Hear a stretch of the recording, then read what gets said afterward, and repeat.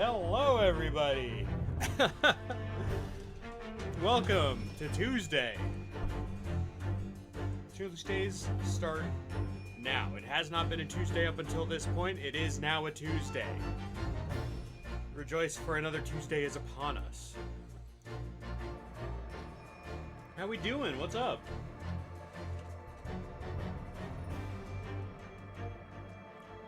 Let me schmoove this out. Tenacious Fist Tuesday? That's fucking true, is the thing. It's Saijima Taiga Tuesday. If we're going that route. It's Taiga Tuesday. Alright, let me figure out where this Ace Attorney music is coming from. There we go. So, I realized while the countdown was going on that I forgot, like, I was wearing a different shirt. But I needed to change into this shirt because it is a shirt of my favorite revolutionary communist figure. And that, you know, playing a game like Disco Elysium, that really means a lot. Like, I wanna rep the brand while I'm doing this, you know? Kind of like really like, maybe this will up some of my own savoire faire, right? So I think, wait, where the fuck can I see chat? Hold on. I feel like this happened last week, but then it was fine on Monday. Somebody type something real quick.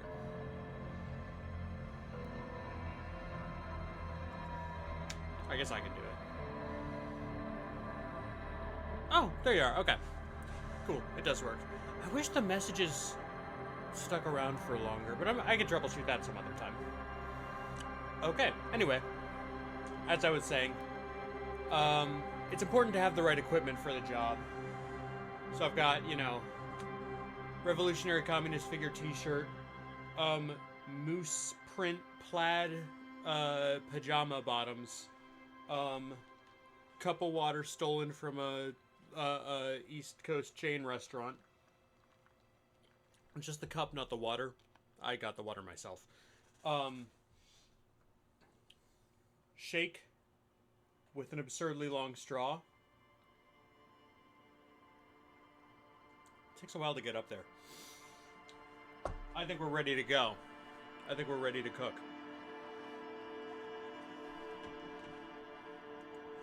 Welcome to Disco Elysium. Welcome to Revachol. Welcome to Martinez. It's time to achieve disco. Oh, hold on. Where's the My Man JPEG?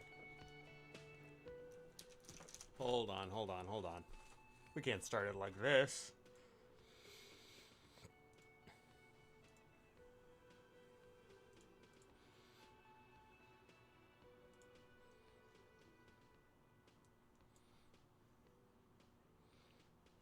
did I save that image?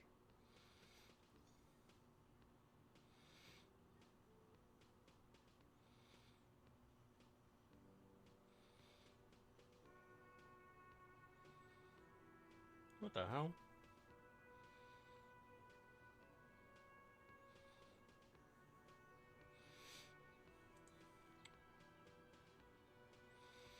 I definitely, like, it was on the screen last time. Right?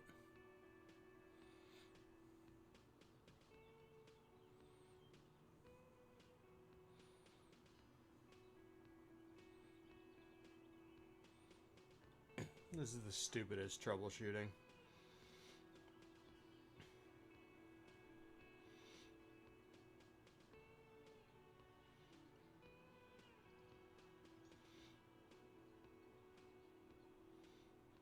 Where is... Maybe did I not call it myman.png? Maybe I didn't.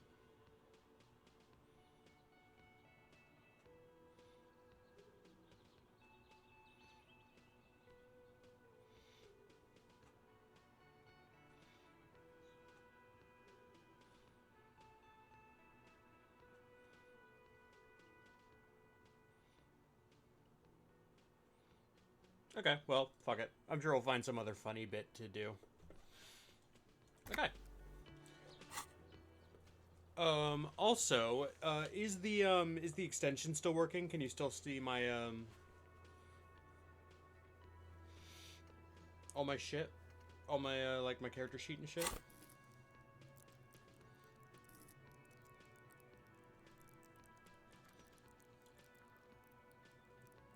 Sweet.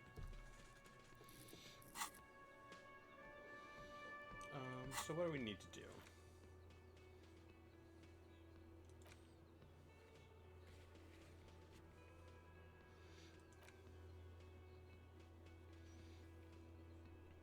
Oh, I can ask him about this now. Hey, Moment, how's it going?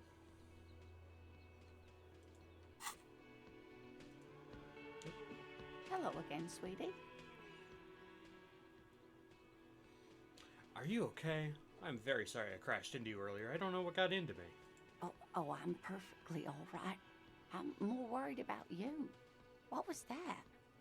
Yeah, what was that? From where I was standing, it looked like you were about to pull out two guns, but drew out two,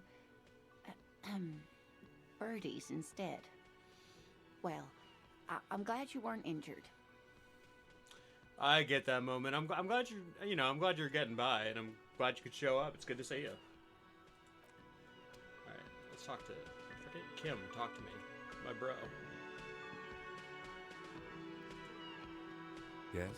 Why did I do a little spin?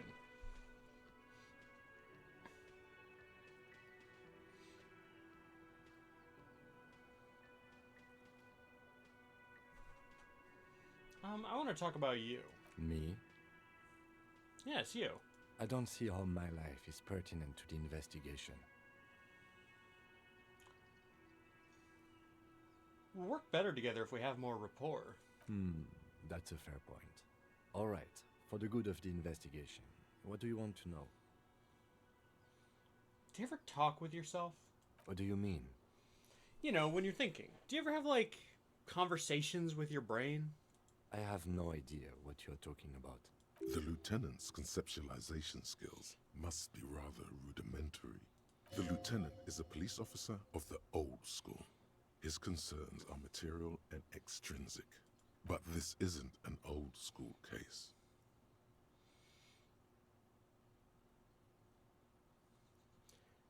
I get it. You're one of those old school detectives. So what? That makes you the new school? God spare us. For real detective work, nothing beats a good notebook by your side. The lieutenant produces his small blue notebook and idly thumbs through a few pages. We all have our different mediums. His is written. You're wearing glasses. That's correct. You feel a slight urge to put the lieutenant down for this. but you can't quite muster enough testosterone. Just observing. I guess you don't need glasses, then. Tell me a secret about yourself. No. Oh, okay. The lieutenant nods. Hey, man. You don't look like other people around here. That's because I'm half Seolite, or quarter. My father's father was from Seoul. So was my grandmother, but from my mother's side. It's not an interesting topic. What is Seoul? It's a part of the world, officer. A geopolitical entity and a geographic division. I told you it wouldn't be interesting. Seoul is a protectionist, isolationist, pan-Isolari state west of the Insulindian Isola. Actually, it's quite interesting. Some would even say mysterious. You're only making it sound uninteresting. I still want to know more about Seoul. You're barking up the wrong tree. I don't speak a word of Seolite. I've never met either one of my grandparents, and I've never been to Seoul. I'm a regular Revacholière. Revacholière. Good. That's all for now. Let's change the subject. Tell me about the case again. What do you want to know? Now that we've inspected the scene, I want to know more about this pissing competition you've mentioned. What's there to say? It's just stupidity. What kind of stupidity? The cop kind. Our precincts can't decide if Martinez is part of Jamrock or the Industrial Harbor. Yours or mine, as if we somehow own parts of the city. Typical street gang mentality. So we've let the Union make a mockery of law enforcement here. And now it's come to its natural conclusion. Ah, so this is a struggle over who runs Martinez. Well, sort of. It's less a matter of who gets to police Martinez than who has to. It's an orphan district, in other words. I think the dispatch desk just told both our stations about the hanging. There was quite the brouhaha at the 57th, I can tell you that. Time to settle it, they said. Cop off. But I assure you, I am not their finest or toughest, with 102 cases solved. What I am is least interested in a pissing competition. So he volunteered to represent the 57th, but not out of competitiveness. On the contrary. So you volunteered to spoil it. Yes, I am an unrepentant spoil sport. I wonder what this says about me, that I was sent by my station.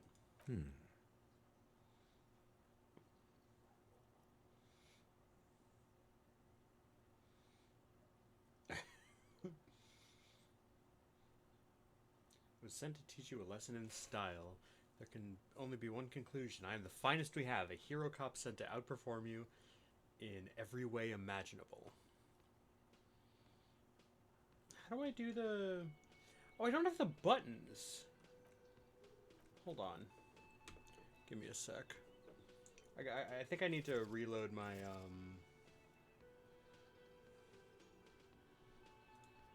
the Twitch integration. So I'm gonna give me a second.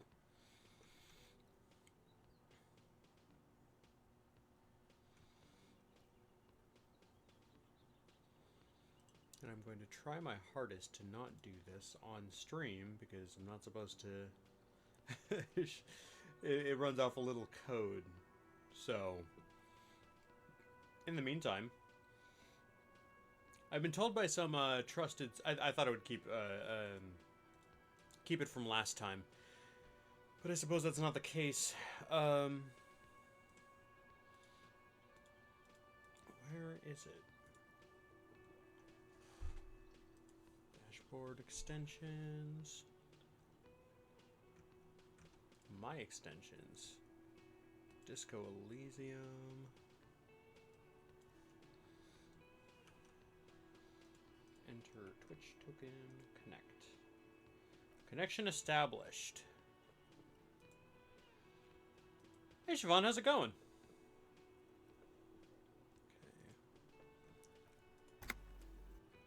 Okay, now I've got my integration buttons.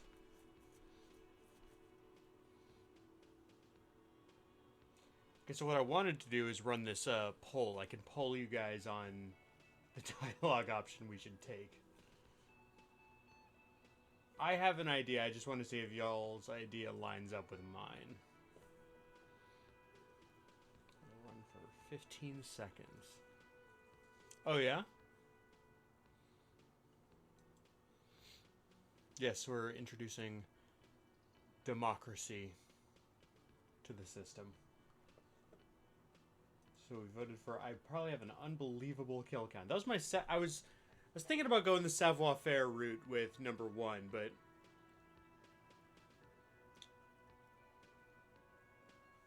I can rock with 5. Let's do it. I bet you do.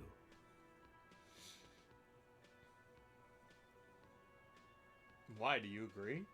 The 41st is known to kill people. Often. He neither approves nor disapproves. Yet there is something more there. Something you can't put your finger on.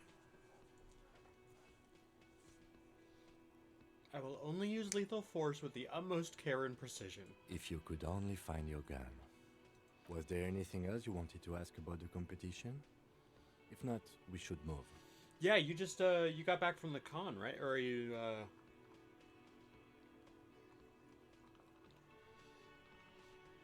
I saw yours and, Robbie's outfits. You guys look great.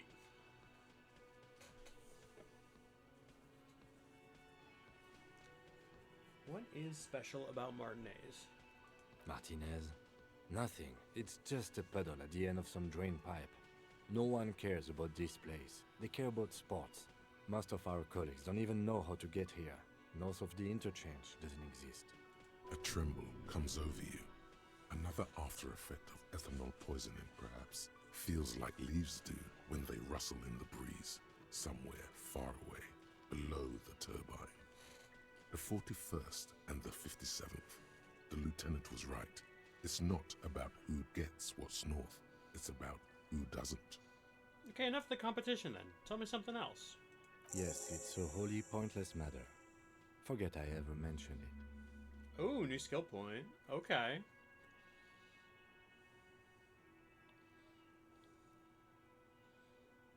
You seem to be following me. Excuse me? Nothing, just an observation.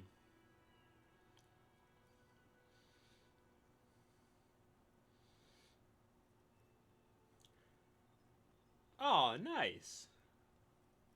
You have a distinctive way of walking. If I were to walk in front of you, we would surely collide. What do you mean distinctive? I hope you don't take this the wrong way. It's just a collegial observation. In the 57th, we call it the Jamrock Shuffle. Officers from Jamrock's 41st Precinct tend to move a bit erratically. How's that? They say it's a scene-clearing technique developed by one of your lieutenants for gathering evidence. It's erratic, yet thorough. Prioritizes containers. Yes, but containers contain things. Shiny things. They're interesting. Okay, then. He simply nods. Passing along frivolous interdepartmental stereotypes is not usually his oeuvre. He regrets bringing it up. We'll save those later. Now we gotta put another point into a skill.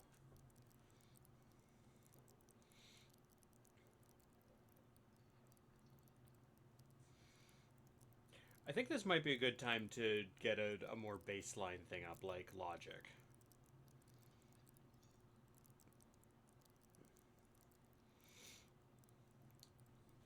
Logic or perception, I'm thinking would be good here.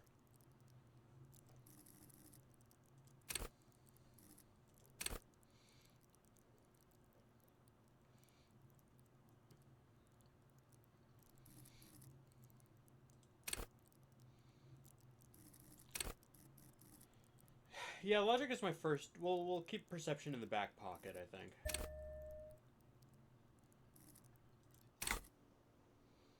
Okay.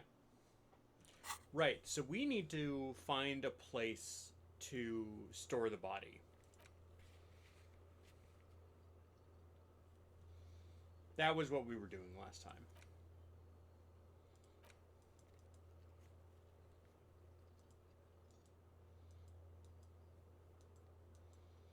Oh, interesting. You can check what stuff there is that you have available to do in with the white checks. Let's go ask Kuno about a fridge, I guess.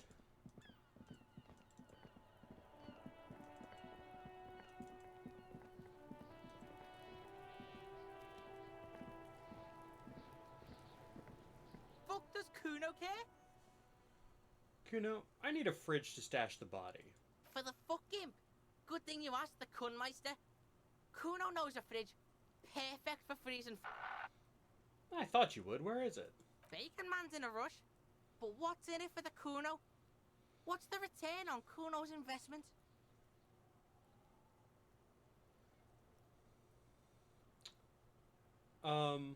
Y'all want to give me a little rhetoric boost here?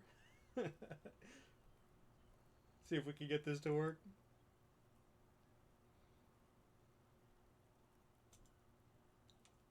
The voting is open.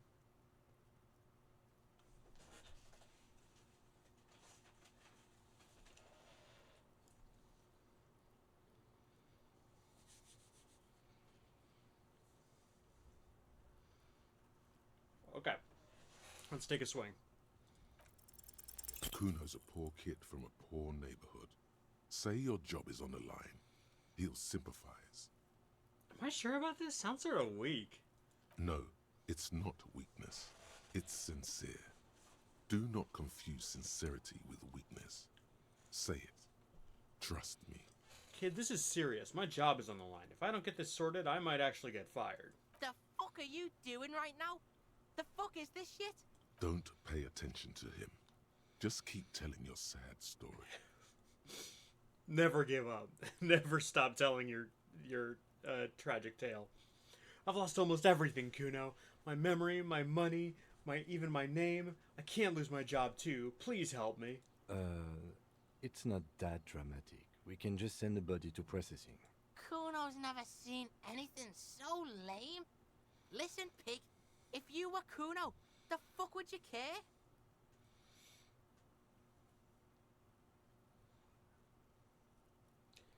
You're right, Kuno. If I were Kuno, I probably wouldn't care. See sad shit? Kuno doesn't fucking care about this sad shit. Your sad shit. Now, how about you at least try to entertain the Kuno, or get the fuck off his crime scene? Why don't we go pester some other kids now? That's actually not such a bad idea. Kids do see stuff. Okay, I'm Kuno off. doesn't fucking care. What about you?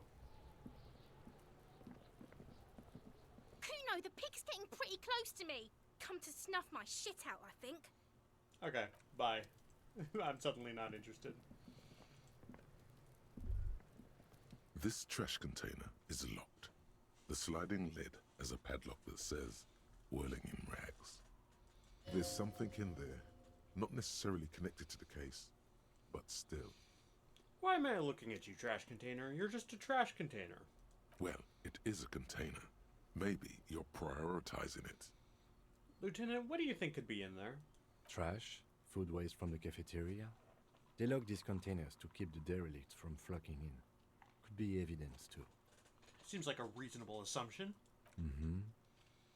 How do we get the lock open? We could try using a pry bar, the one you took from my motor carriage, Or, Lieutenant? or we could ask for a key from the manager of the Whirling in Rags. He probably has one. He might also have information. This is better than the pry bar idea.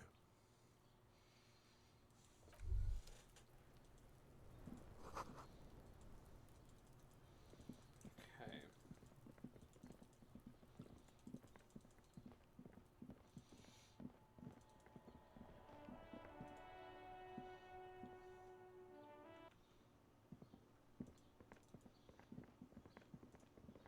Cart. Can I help you? Is that trash container out back yours? Mine? No, it belongs to the Whirling in Rags. Thank you for clearing that up. Why do you keep the container locked? Why? To keep the hobos and drunks out. That's why. And the neighbors too. They put their trash there and they don't pay for the garbage company. I thought as much. And are you the only party with access to the trash container? Well, yes. Us and the garbage disposal company. It seems a little callous, doesn't it? Something stirs in you. I wonder what this feeling is. Prod at him and find out.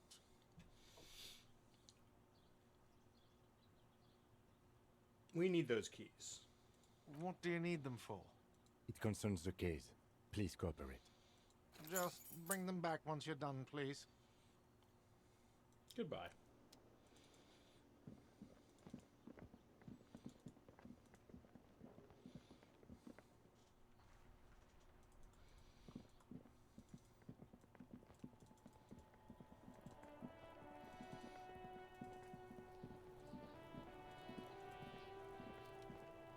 This trash container is locked. The sliding lid has a padlock that says, whirling in rags. With a well-oiled crack, the lock pops open. It should now be possible to simply raise the lid. Don't. Maybe you shouldn't. Didn't I just have a premonition that there's something in there? There is, but you won't like it. Sweat forms on your brow. Your hand is still on the lid. Open the lid. The smell of rotten food rises to greet you. You see soggy cartons, dirty rags, and organic waste. We're just in time. This hasn't been emptied for over a week. Look under the boxes of carton. You see milk and egg rest with one broken egg in it. Some pasta wrapper. Picking up the soggy packages somehow feels familiar. Gob, no, let me finish investigating first. You've done this before. The movements are recorded in your elbows, the methodology in your fingers. You're used to this. Used to what? Dumpster diving? No, searching for evidence in the trash. Dive further. A box falls into pieces in your hands. Batiste Soleil cereal. There are plastic pasta packages below, and turbo noodles. Nothing of note, however. Pick at the rags. Among the threadbare kitchen towels, something catches your eye. A pair of denim trousers. As the legs of the slime-covered jeans begin to unspool from the garbage, a rank corpse smell fills the air. The victim's clothes? Cadaverine odor is faint. If these belong to the deceased, they were removed when he was still in the early stages of decay. Drop them in here, officer. Bag the trousers. Guitar marked blue jeans. Pockets empty or empty. He wore them with a belt, too. A white belt. The loops appear stretched, but the belt is missing. That's it. Do you see anything else in there? I have another bag here. Something slimy catches your eye. Reach for it. A drab, long-sleeved shirt, olive-colored, appears from the food waste, dripping with pus. This is a military-type overgarment. No label or serial number. This is the kind of rib-knit shirt that's worn over light armor to conceal it in an urban scenario. Anything more? The rest of the rags are just kitchen variety waste. A yellow old mug that catches your eye. I'll put them Other on if I than can. that, But it doesn't look like I'll be able to. Throwing out towel, a mug, that's all. All right. We should go to Gart again and ask if he knows who put the clothes in the trash. It could be as simple as someone from the hostel cleaning the yard. Or that one. I'd advise against confronting that force. You think someone from the whirling might have been involved, maybe? Not really. All we know is the victim's clothes are in the trash. The lid was locked and his establishment had the key. It's just a small loose thread. Okay. the lieutenant nods, then looks back into the trash container. Search the food waste. It's just organic waste, cold and slimy on your hands. Apple and potato peels, mostly. Unidentified sludge, and the occasional chicken bone thrown in for good measure. But hey, nothing. It's nothing. Nothing more to see here. What's this? What? A blue piece of plastic sticks out from the apple peels. It's shiny.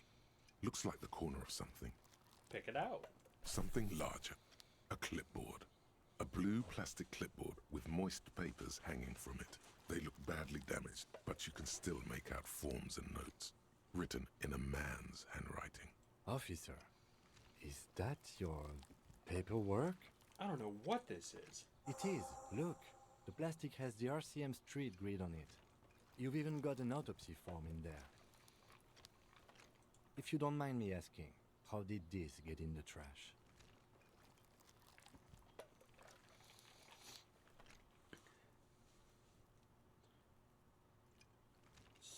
Someone from the whirling threw it in the trash? I don't know, I'm boring.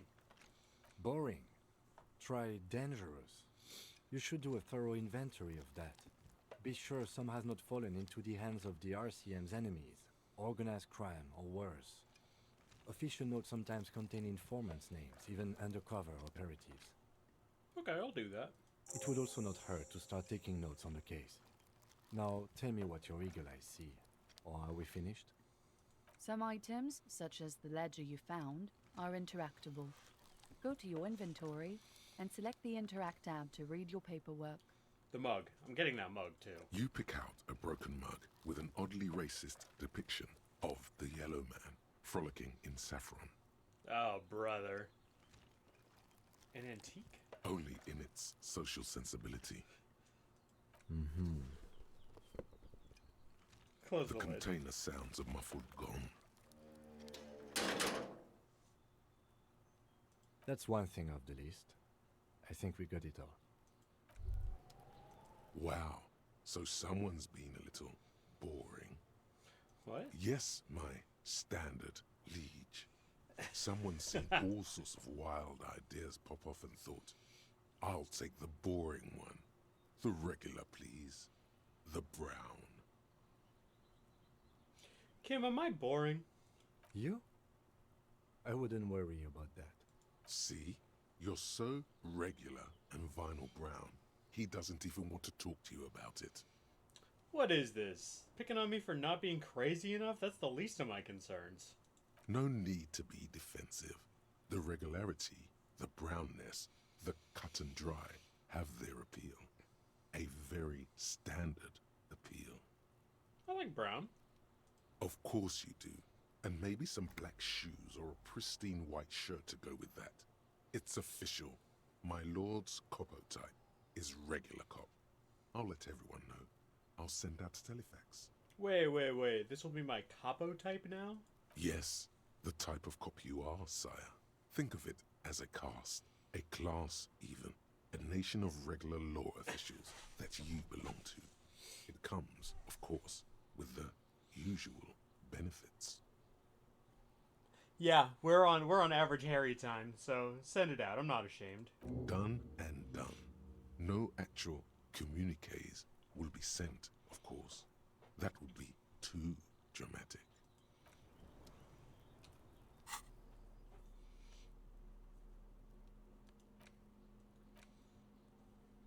It's the ledger you found in the trash. A pitiful cabbage of white and yellow papers hanging from plastic board, barely held together by a metal clip. This sad display is made complete by the faint smell of urinal cleaner. Anything else? There's a piece of toilet paper, or is it cleaning tissue? No, it's toilet paper, desperately sticking to the back of the blue plastic clipboard. It's a metaphor for you. Below the pathetics, terror. Do not look into its blue heart.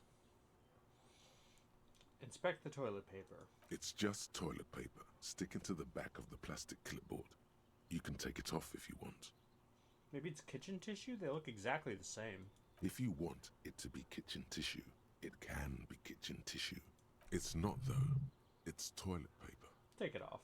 Still wet, the toilet paper, I mean kitchen tissue, sorry, peels off the plastic easily. All you have to do is shake it off your finger and voila, the ledger now looks marginally better. Inspect the clip. An aluminium block runs the width of the board, biting down on the paperwork. Its crocodile teeth are the only thing keeping the papers together. A regular pencil, the tip worn down to nothing, has been attached to the clip. Run your finger across the aluminum. The surface is interrupted by a silvery sticker. It's rectangular, sparkling with iridescence. You don't know how you didn't notice it before. It is similar to the RCM watermark on your blazer the lieutenant mentioned. Didn't he say something about the headlights of his motor carriage? That you can read these there? Lieutenant, is this one of the hologram watermarks you mentioned? What? Yes, halogen watermark used for adding information to RCM property. What kind of information? It depends. Aside from an anti-counterfeiting stamp, mine has my station number and address. The information varies by date of issue. Maybe yours will have how many cases you've solved. How many years you've been on the force, he's thinking. It'll have that. How can I read it? Any capable light with the right wavelength will do. You mentioned the headlights of your Kanema? Yes, RCM vehicles have headlights tuned especially to reveal halogen watermarks. This means you can read the watermarks if you just turn the lights on. That's all, thank you. Okay, While a bunch of sodden papers sag from the clipboard in your hand, it's a sorry sight. Browse the white papers. They're not exactly white. They're yellowed in patches by sunlight and alcohol, and covered in dense blue handwriting. Ink escapes into watercolor patterns, reaching its tendrils across entire pages. The paper itself is checkered with faint red lines, forming short paragraphs. Once in a while, there's a red stamp that exclaims, "Case files commit to paper." The case files themselves are plenty. You count more than 100 sodden, crumpled up, earmarked pages falling apart in your hands. They appear to be sufficiently organized and extremely dense, if mostly illegible. What is in there? What are they about? Work, strife, poverty, the Jamrock Quarter. These are handwritten logs of investigations dating back to January 51, this year. The exact number is hard to estimate due to missing pages and an odd naming convention. But there are at least 20, maybe 30 cases undertaken, not completed, mind you. It's the middle of March. You have attempted 2 cases a week on average. Is 2 cases a week a good caseload, Lieutenant? huh? 2 complex cases to undertake is a lot, yes. You really have to push yourself. I would not suggest it, lest you start making mistakes. 2 cases a week appears to have been my load, Lieutenant. I'm not sure I completed them, though. 2? That's a lot. I didn't mean to say you are making mistakes, by the way. That was presumptuous of me. I burned out all right. That's okay. We all do, sooner or later. Like a fan of gills, the checkered papers dry in your hand. The handwriting is extremely dense, if mostly illegible. Now, there was mention of a naming convention here? Yes, it appears you employ a, shall we say, robust yet literary system. Each investigation has its case number written on the margins. Yet, still more tellingly, most are accompanied by a name. A title, one might say even. One that draws inspiration from snoop fiction and vespertine cop show staples. Oh my, and they're written in capital letters, too. Yes, all caps. One is called The Next World Mural. Another, The Square Bullet Hole Murders. Another yet, The Unsolvable Case. More? Others appear more light-hearted. The guys on a couch in an unexpected location, and the murder at the Ukar parlor. Even the rare article-free collapsing tenement. Murder features prominently throughout.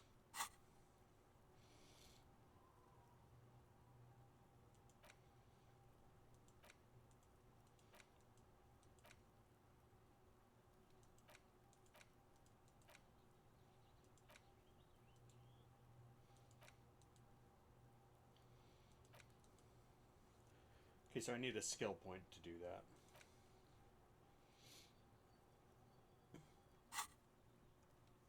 It's going to take an effort to piece these case files together, but it can be done. Once you're done inspecting them up close. Kim, my cases appear to employ some kind of naming convention. You mean the alphanumeric? Officer, precinct, time of arrival at the scene? No, I mean like a non-numeric one with titles. Oh, you mean the titular? Yes, well, so do I. In our defense, almost everyone in the RCM does. Why is that? It's a holdover from the early days of the RCM, right after the revolution, when the organization had little idea how to do things. It persists in an unofficial capacity. Officers use these titles to refer to their work among themselves. I seem to have named the case the Square Bullet Hole Murders. Again, in your defense, I seem to have named one the man with the hole in his head. That was a real person. His death was real. Still, I named it that, to amuse myself. I pray his loved ones never find out. What happened to him? Rail spiked through the head. He died. It was a workplace accident. I have to open an official case. Is there room? There is, for precisely one more. 15 pages near the end remain untouched by the damage. The checkered grid forms a structure of passages, breaking the case into subtasks to accomplish. Once all the tasks are accomplished, the case is complete. Commit to paper using the pen Lena gave you. The tasks you've completed flow out of the kind green ape pen in a brash freehand similar to the rest of the letters. The wording comes easily. It's almost robotically simple, a language developed for mental rigor and simplicity. Inspect the victim's body. Get the body down. Interview the cafeteria manager. It's not exactly poetry, but poetry would be out of place. Cross out the ones you've already finished. A satisfying slash sounds across the paper. You're done, it seems to say. And you, and you. Things to be done and things already done. The composition of reality. This is an extremely useful tool for a detective of the citizens' militia. Now all that remains is to name the case. Lieutenant, have you by any chance named our case? No, actually. Any ideas?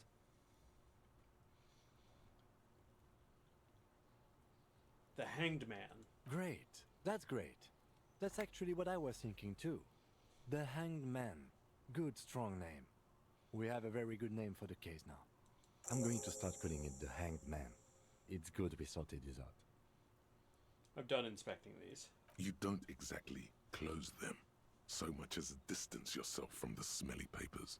They're a little further from your nose now. Whereas the yellow papers. In the back, you see thin, translucent copy paper. Some neon yellow, some bright red, all covered in boxes, like marching armies. These look like official forms, waiting to be filled out. Then rip them from the binder and hand them out, according to type of form. What types of forms are there? 3. The topmost are misconduct fines, the middle ones are station calls, and the bottommost are field autopsy forms. Each is easy enough to make sense of. You don't have to be an intellectual giant to do police work. Misconduct fine. A monetary penalization ranging from 20 to 250 real. Severe cases allow for 1,000 real, but that requires special paperwork. The details of issuing these fines are spread out over the rest of the fields. Station call. These are quite sinister in tone. They give a date and time for the person to appear at the specified precinct police station. Below the call are the criminal charges you risk by Lexi, not that's fucking appearing. true. A dozen pages of thin copy paper, bright red in color. You see the parameters of a deceased human form, waiting to be filled in. Age, sex, condition of internal organs. Enough of these. Yes, all that remains now is to fill those forms and hand them to people. Fines for wrongdoers, interview requests for bad guys, and field autopsies to dead guys. The rest of the stinking cellulose is much worse for wear. Being sandwiched between the board and the rest of the paperwork must have spared the fragile copier paper. We'll look at the clipboard. It's made of dark blue plastic, hard enough to beat someone to submission with.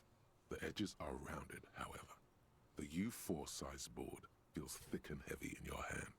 Light shimmers on its wet surface. On the back you see the embossed letters, RCM.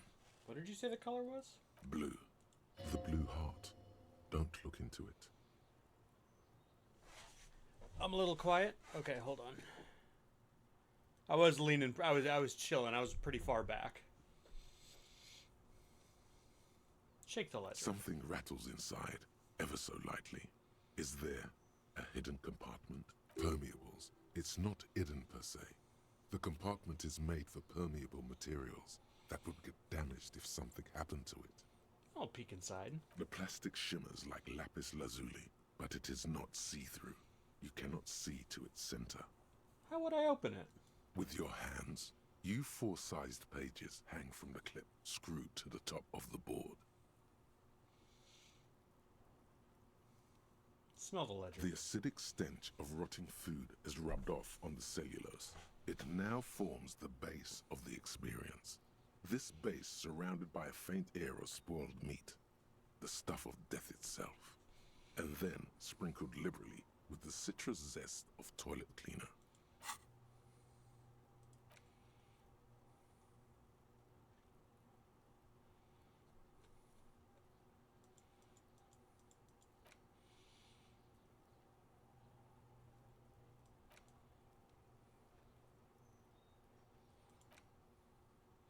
So it says breakthrough imminent. Should I just leave it there, or?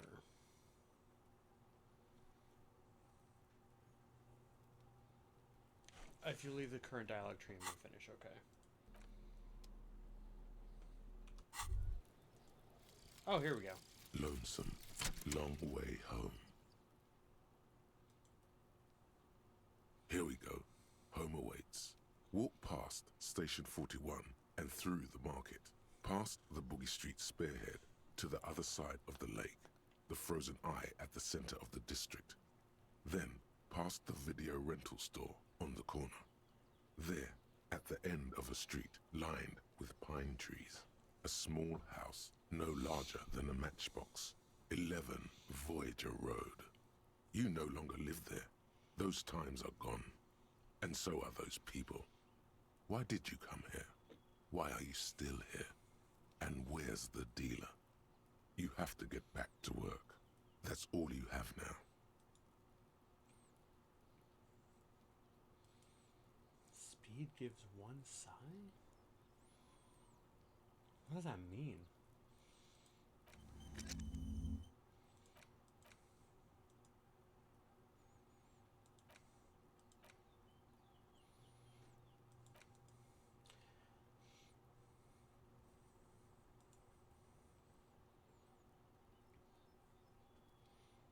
Oh, it is the drug. Okay. But what is... Oh, psi is the... Psyche. Okay. Okay. I gotta find somewhere to fucking house this body.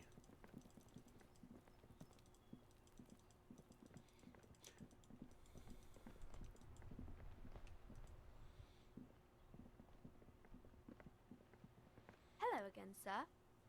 Say, child, you wouldn't happen to know a good fridge, would you? A fridge? Yeah, like a big fridge a cop could put a dead body into. You mean like the ice bear fridge? Man, that's scary. Ice bear fridge? Yes, like a bear, but white. There's a fridge below the building in the basement, with red glowing eyes. I went back there once, behind the bookstore. Mum doesn't want me to go there anymore. Not that I want to. It was pretty scary. And there's a big fridge there? Yes. One more thing, how do I get inside the building? That's a problem. The only way in is through the bookstore, but my mum is pretty strict about not letting anyone in. But I don't know, you're a policeman. Maybe you can convince her somehow. Anyway. Aces high. For the rest of the world, the Aces High is just a cool Revachol thing, politically neutral. In Revachol, it still holds revolutionary connotations. Also, have you looked at Lieutenant Kitsuragi's clothes? He wears a bomber jacket, just like the ones worn by aerostatic brigades, and those cargo pants could store tools for hotfixing your aerostatic. Maybe you should ask him about this. So now I need a skill point to unlock more spots, right?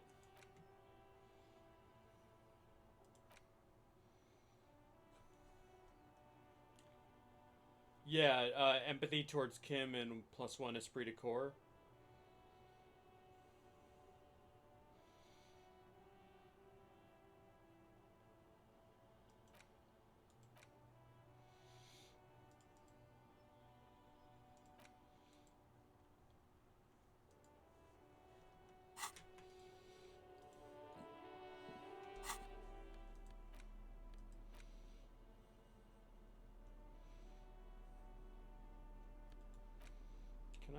Throw you away.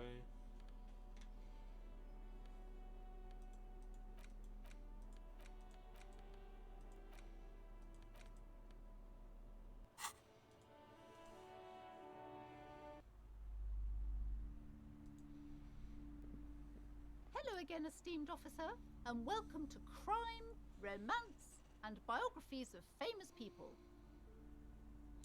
I was told there's a huge fridge in the building's cellar. Can you lead me there? A fridge? No, I don't know anything about a fridge. Aren't you interested in books? For whatever reason, she's lying to you about the fridge.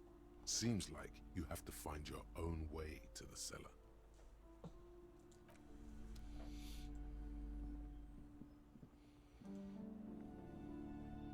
You see a set of tattered curtains blocking the way to another room.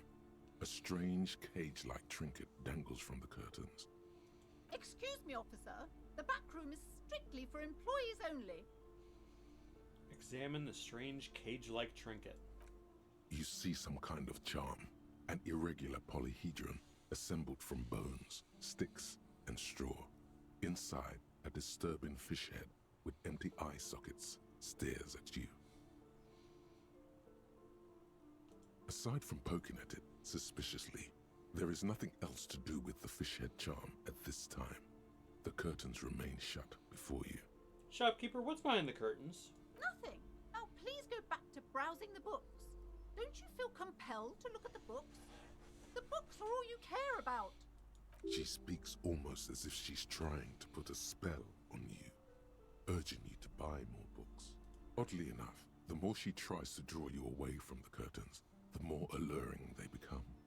I'll open them.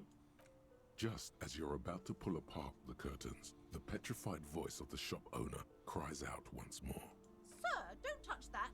I told you it's off limits for the customers. Parapsychologically speaking, we're done if you decide to open them. I won't be held responsible for the consequences. Parapsychologically. It's too dangerous. Woof. She looks away, mumbling. Why is everyone always messing with the curtains? Why can't they just buy books like normal people? Man, this is different. I'm a police officer. I need to get in there. Why? It's not like anyone was killed there. I'm sorry. I don't mean to be so impolite. Just please don't go there. I can't allow that. You'll only make things worse and unleash the powers. The curtains do seem frail suddenly, not robust enough to contain a slippery darkness.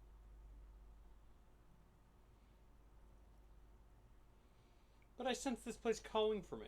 I must investigate beyond the threshold. You do? My God, even more reasons not to mess with the curtains. Just step away, dear sir. I don't care. You can't stop me. I'll open them. No!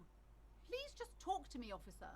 Come here and let's talk this through before you decide to do anything extreme. There is something mysterious about the curtains. Be careful. The curtains, tattered with age and covered in dust, hang before you, as if taunting you. Alright, let's go see what she has to say about it. Hello again, esteemed officer, and welcome to Crime, Romance, and Biographies of Famous People. Why are you so uptight about those curtains? I just want to know what's on the other side. I already told you, it's just a storage room for employees. I don't understand why it's so important to you. Just let it go, officer. Go buy some goddamn books. You're supposed to be drawn to the books. If it's just a storage room, then why do you have that strange trinket on the curtains? It's just for decoration. She wavers under your gaze, mouth pressed into a tight-lipped smile, then something breaks. Okay, fine. It's just because this place is cursed, just like everyone said. They don't call it the doomed commercial area for nothing. Are you happy now, officer?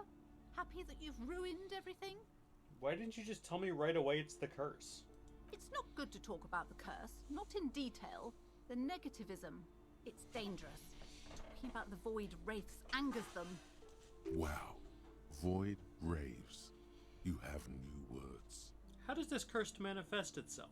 The curse is so much worse than you could imagine. It's a disease, eating at the very foundation. It's the curse of financial distress, of ruin, and bankruptcy. Didn't that curtain just move? I'm a little confused. What does that mean? Everyone knows that all the previous companies in this building have sooner or later declared bankruptcy, and their malicious spirits are still here, feeding off bad business practices and disappointing income statements. There's something wrong with this building, I can tell you. Ever since I arrived, I've sensed an eerie, lingering presence, as if I was unwanted here. Have you sought help from anyone? Yes, I've contacted numerous parapsychologists, and even a pair of Simonese mediators. They provided me with the wards. The wards help to keep the doom at bay and protect us against the darkness that lies further in the building, even though now I fear it's not enough. Is your pendant part of the wards as well? Oh, this? No, it's a special Himian amulet, blessed by desert pygmy shamans with a spell of Shamans? compulsion. It's to compel people This to buy motherfucker's playing Pokemon. Shamans? There are numerous spells cast throughout the store. I had the books anointed with a different inducement spell, for example. It's guaranteed to boost sales 15%. Hold on.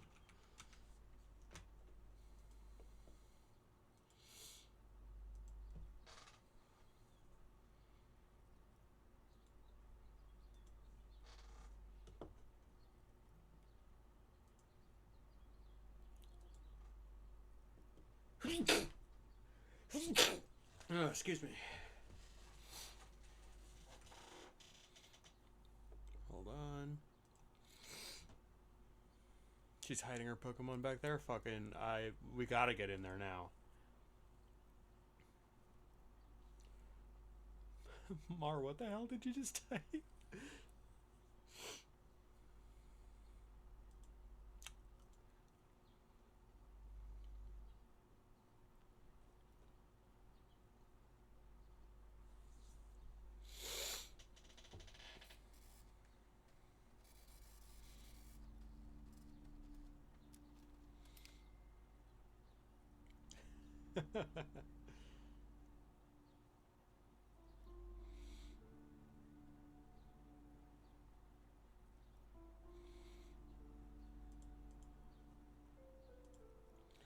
Hey, I found it.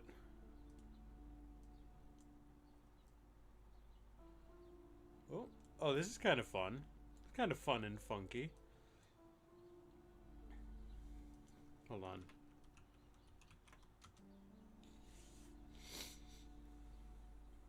Yeah, ace is low.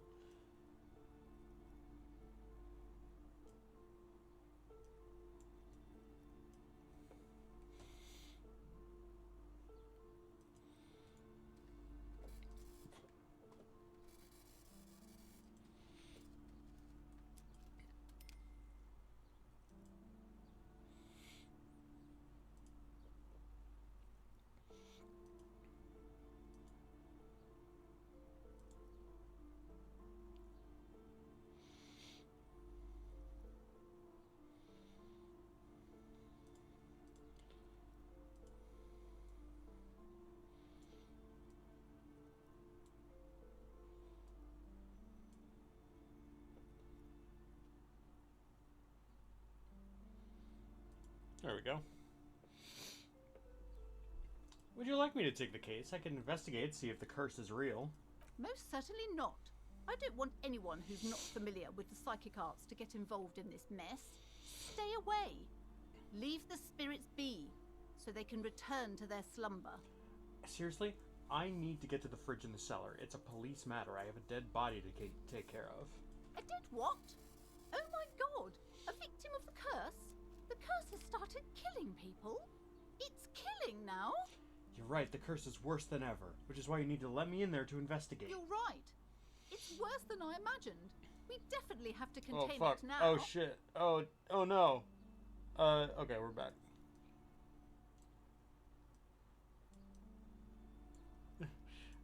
Whoa! What's going on? Nightmare!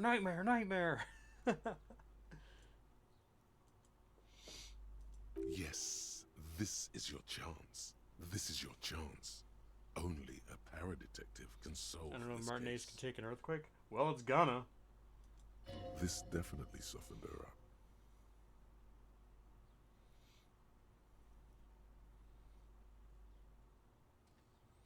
A few more questions about the Okay, curse. but please, only a few questions. The woman before you scans the store, her shoulders rigid and tense. Every now and then, she nudges her glasses. All right, gang, you want to give me a boost on this one? We're going for drama.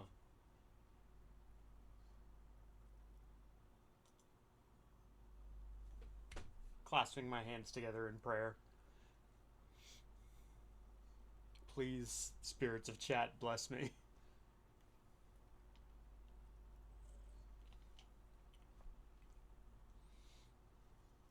Ooh. Slither up to her, you silver-tongued fiend. Show her what world-class perfidy looks like. Ma'am, I came here to help. I've handled paranatural situations before. Are you sure? Don't think I haven't seen charlatans before. I returned from the void, a paradetective from a long line of paradetectives. You're no paradetective. You look nothing like one. And you're clearly a drinker. Pardon me for being so blunt, but... You look like one. The lieutenant keeps his usual stony calm. He silently picks out his notebook. Go ahead then. Rock her world, he thinks. I'll compose some notes.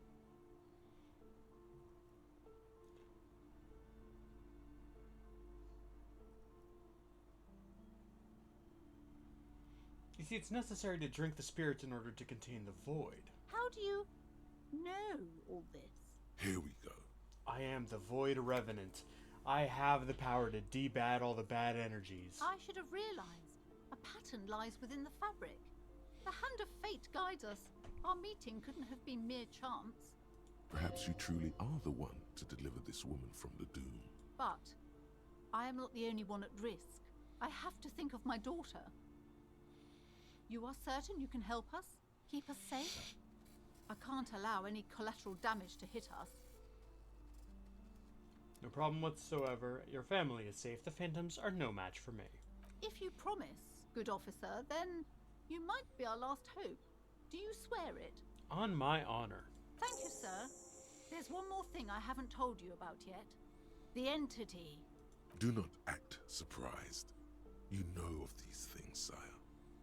Of course, the entity, for I have sensed its presence. You have? The entity takes the form of a woman, a witch probably. I've suspected that she must be connected to the curse ever since I first saw her. Did you know that she lives inside the chimney? A chimney, the passage between heaven and hell, of course. Yes, that chimney is part of the building's central furnace, and it's enormous. She has barricaded herself behind some metal security curtains. God knows what she's doing there. Some unnatural magic, I assume. You should go find the entity and ask what happened to all the companies in the building. What is the source of this curse? Well, yes, Lexi, you see, Here's I the haven't... key to the warded door behind the curtains. Take it. I haven't found any that don't fuck with my savoir faire. Oh, and please do return to me after you've looked round.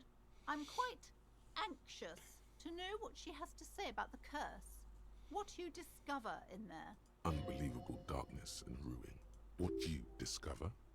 Probably just office space. And the damn fridge. Don't be scared.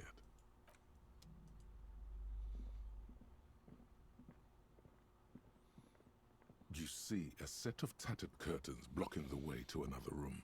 A strange cage-like trinket dangles from the curtains. You see a dimly lit room full of dusty furniture and trash. A doorway stands in the back, covered in dozens of scary little cage-like trinkets, your shadow looming over it like an omen. Oh!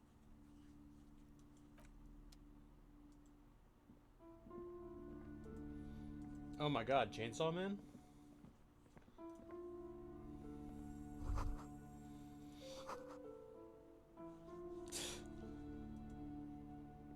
A heavy door with a missing handle stands before you, covered in dozens, if not hundreds, of little oddly shaped trinkets and charms. It appears to be locked. After exerting some force, you manage to turn the key. It's eerily silent. The door slides slightly open, letting a draft of cold air into the room. You feel the tiny hairs on the back of your neck rise up, as if someone's standing right behind you. Outside, the wind howls in from across the bay. The building at Rue de Saint-Ghislain stands like a matchbox on its side, with men inside like little wooden sticks ready to catch fire. A panicking woman squeezes the pendant around her neck until it leaves a mark inside her palm. A man, a few meters away, stands frozen with a key in his hand. Somewhere inside, a spider is spinning its web.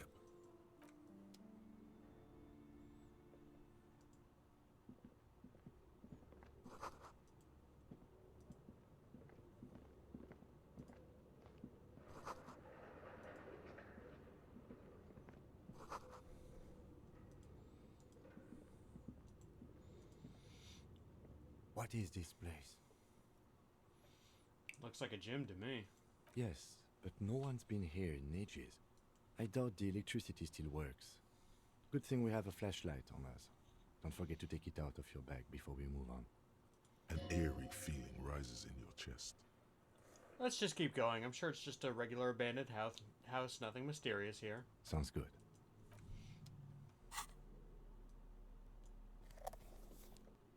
Oh shit. Oh shit.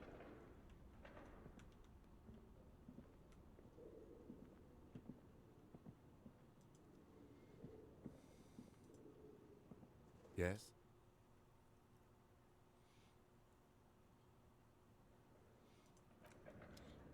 I don't think it's the time for that.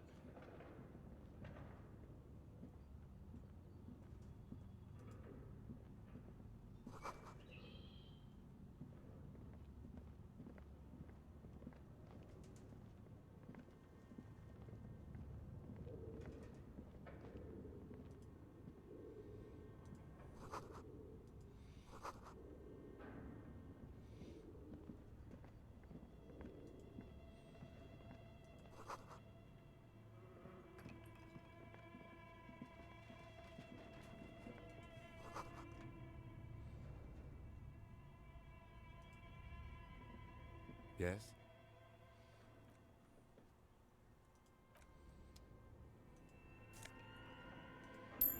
Oh my god, money.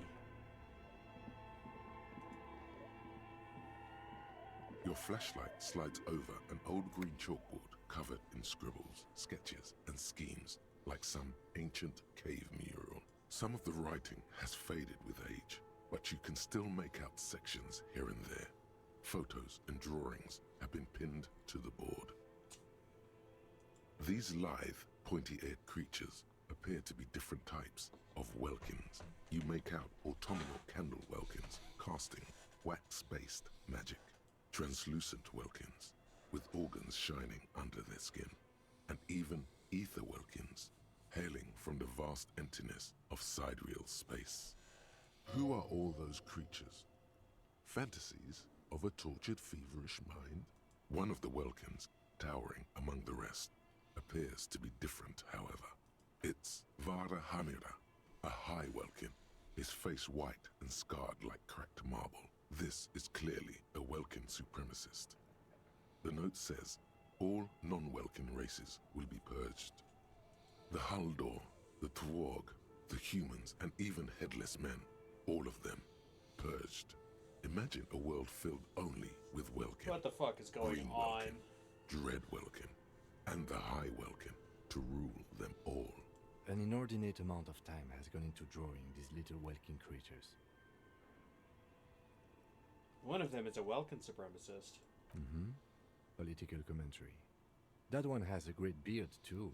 Thank you, Kim. Why would anyone spend so much time on this? Some people really like building a world, I think. Even if it's just for a game. Who are these creatures? Who drew them? Are they real? There's so many questions. This looks like concept art for a project. It's not really real. Well, this has been educational. Let's move on from the Welkins. Just look at those details. So much effort. The photo collage depicts barren, icy landscapes wrapped in perpetual night. You see permafrost and glacial landforms, dead trees grown in under the snow. Entire oceans have been frozen from shore to shore. There are pictures of settlements on dried-up riverbeds, abandoned in a storm. Animal corpses in the dark, carcasses and bones. You see primitive oil rigs built into glaciers, boreal dvorg, yurts under the snow, great mammoth-like beasts of burden. Fucking the 5-hit combo of glaciers by boreal dwarg yurts. That string of 5 words in a row just... I think I took morale damage. Albeit dark and cold, this vision also feels cozy in its own way, like eggnog or morphine. Thank you, electrochemistry. Much needed I think respite from our own world. I haven't heard much from electrochemistry since it told me to smoke a whole carton of cigarettes. A pinned postcard reads, "The heat death scenario.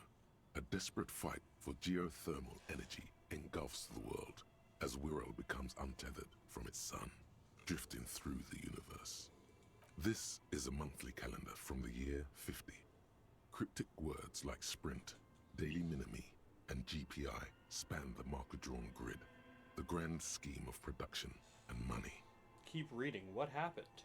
As time goes on, the numbers in the boxes grow rarer and rarer. The board becomes an empty snowfield in the final days. Only failure and regret dwell in this region. Looks like they didn't make it. A note in the bottom left corner of the chalkboard says, "See the prod schedule filament for details." The handwriting is only partly legible, but you can still make out 3 slogans: "Call in, tune out," "Wirral untethered," and "Heat death of the universe." Outside, a cold wind wraps the building in its bosom. Snowflakes in the wind. An old woman passes what the locals call the doomed commercial area. She tries hard not to look at the bookstore windows. It's unwise.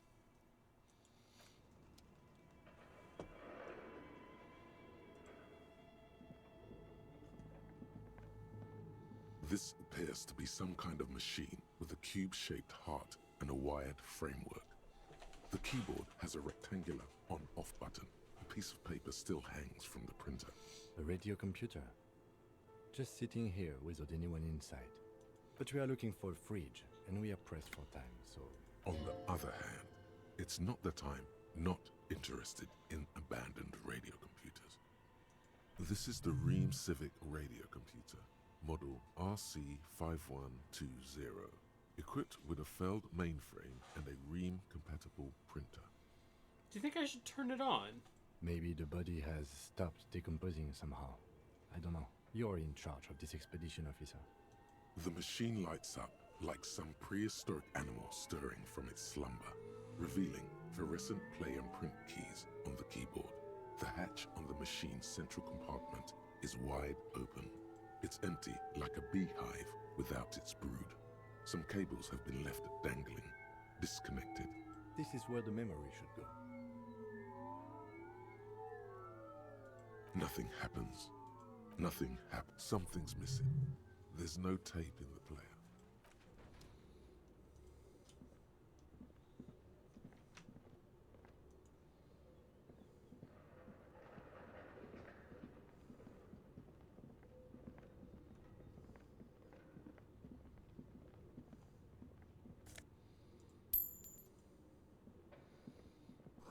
So we're in a dungeon.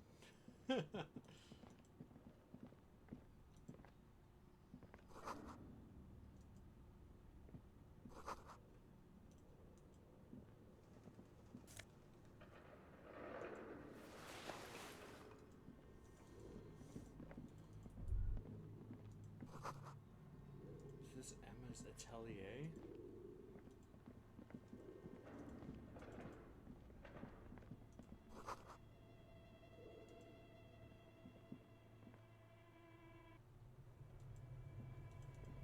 Oh, the bear fridge.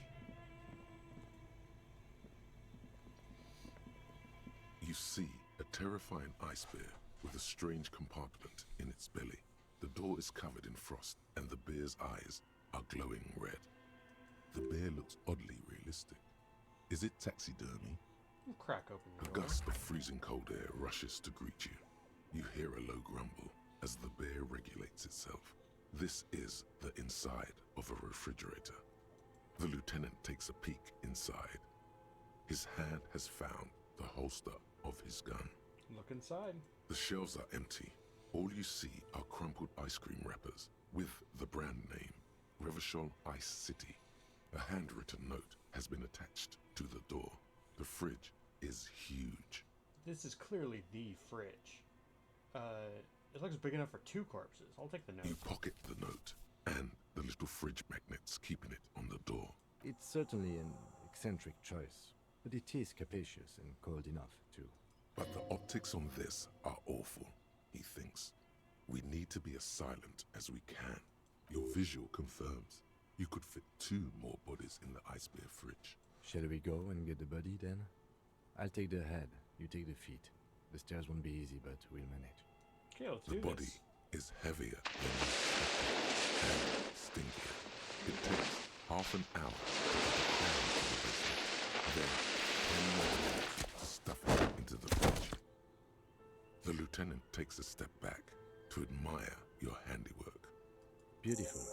A dead body in an ice bear fridge. This is some of the best police work I've ever done. Not sure I believe you. Of course you don't. Look at that. What have we done? We stuffed a dead body in an ice bear fridge. This does not leave this room. I'm not proud either, but we did find a fridge. As impressive as the fridge is, this is a small victory, among numerous defeats. At least we've stopped the body from decomposing further. Now you can conduct another inspection, under controlled circumstances. Inside the icy realm of the ice bear fridge, the corpse stands slumped, waiting. Real quick, I want to take this skill point.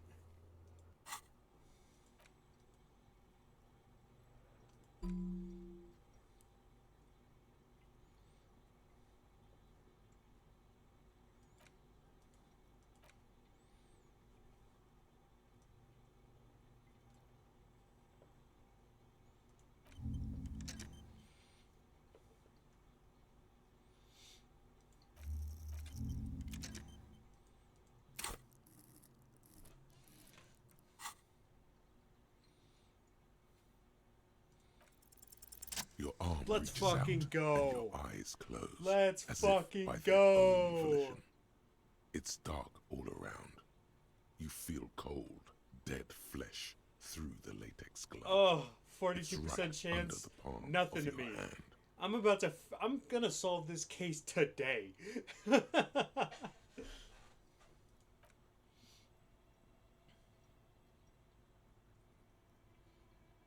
His face, his cheeks, his nose, his fat, swollen lips. Like a rubber spider, your gloved hand crawls on his features. Everything is silent, all around.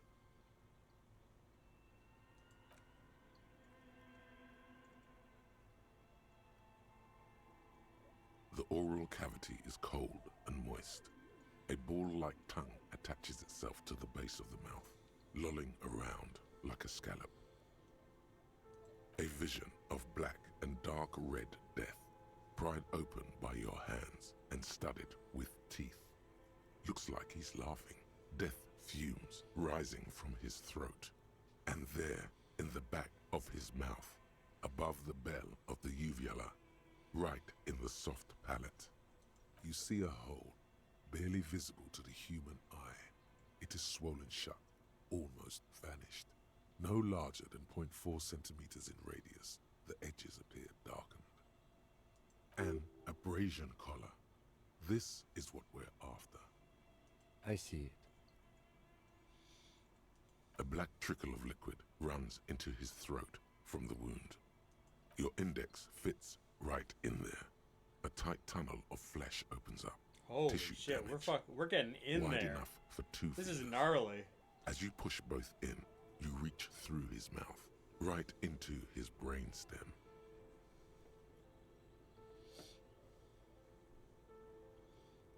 brainstem. Yes, that's what this part is called. Feel around The first. basal ganglia feels clumpy. What entered here has torn apart his reptilian complex. This man will never sleep again, never wake. Your yellow fingers slide into the remains of the limbic system. There is no resistance. It's gelatinous.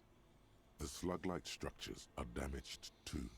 The tearing extends deep into both hemispheres. There's a cavity cut right between the hemispheres. The lieutenant answers with the sound of his pen on paper. Your fingers are all the way in now, reaching toward the inside of his skull. The cavity goes further, but the entry wound isn't wide enough for the rest of your hand to follow. Come, shut up! Your fingers reach toward his skull. His cerebral cortex feels like jelly. Cold jelly. Strange fluid streams down your wrist. as Mar, I push need you to deeper ban these two. until you feel it on the tip of your finger. Ice cold serrated metal. Its edges cut right through the latex and into your finger. Feel an solid object right under the skull. Can you get to it? Inspect the skull first. There's a tiny crack, a protrusion in the cranium, right in the back of his head. Your finger must be pointing straight at it, from the inside. The object that is in there stops just short of the skull, in the encephalus, knocking this tiny fracture into the cranium. We have the makings of a very small exit wound here.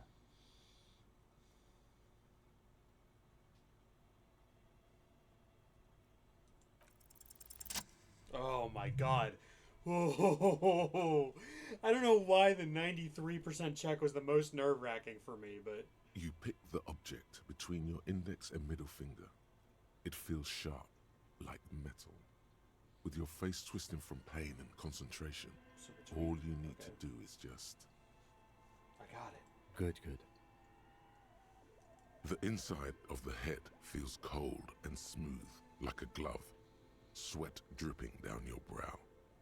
Careful not to lose the prize between your fingers. With a plop, your hand emerges from the mouth. The garden glove is covered in blood right up to the wrist. Between your fingers, a small flower, a blossom made of lead. A bullet.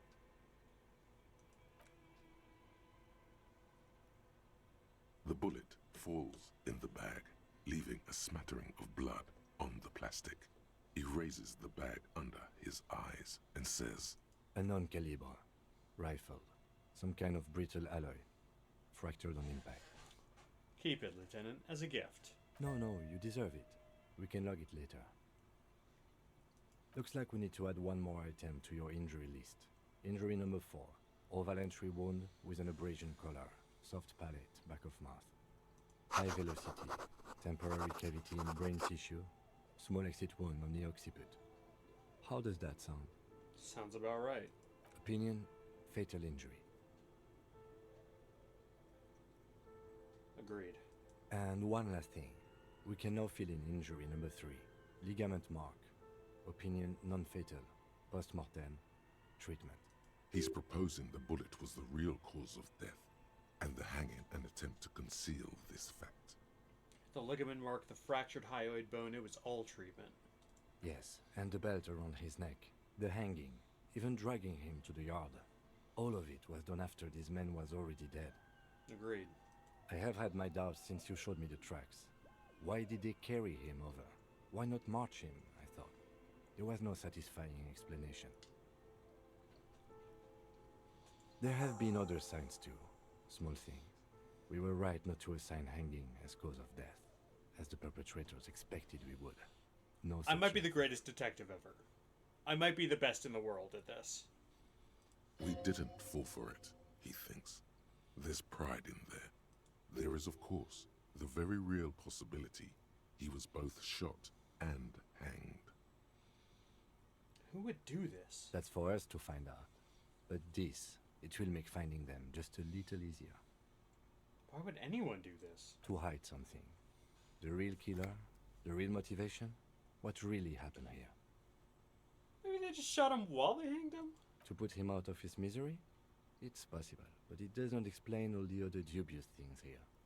Lack of struggle, primarily. I may be intellectually sloppy, but I prefer one theory at a time. And this just smacks of treatment to me. Maybe the bullet holds more answers. Yes, we should take a closer look at it. I am certain it has more to tell us. This little thing could reveal much about the weapon that shot it. I think I need to wash myself. Oh, you really, really do. I am glad to hear you say that. Your room in the Whirling in Rags should come with a bathroom. Be sure to make use of it in the evening. What happens next? We put him in a bag and carry him to the holding pen of my kinema. The body bag should contain the odor for the duration of the transport. I would drive him to processing, but it's too late to do that today. I'll do it first thing tomorrow. No problem. One more thing. This was really good work, detective. Kim fucking loves me! Kim loves me, dude!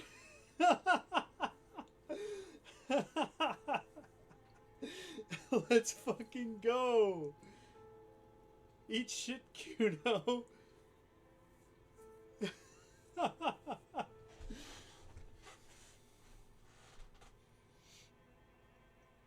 Tell me something, dead man. Shoot, Looney Rooney. How do you like it in the fridge? I like it a lot, brother. This really is your finest hour. You're a genius. A regular Corporangelo.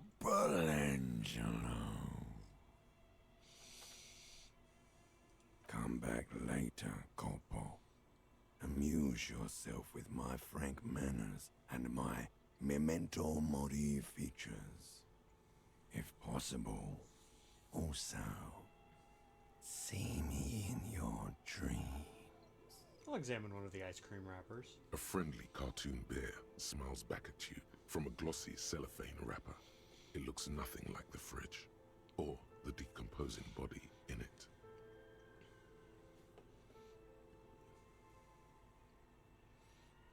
What is a giant bear-shaped fridge doing in an abandoned cellar in the first place? Good question. It looks like an ice cream fridge. So they tried to sell ice cream from this hyper-carnivore? I know.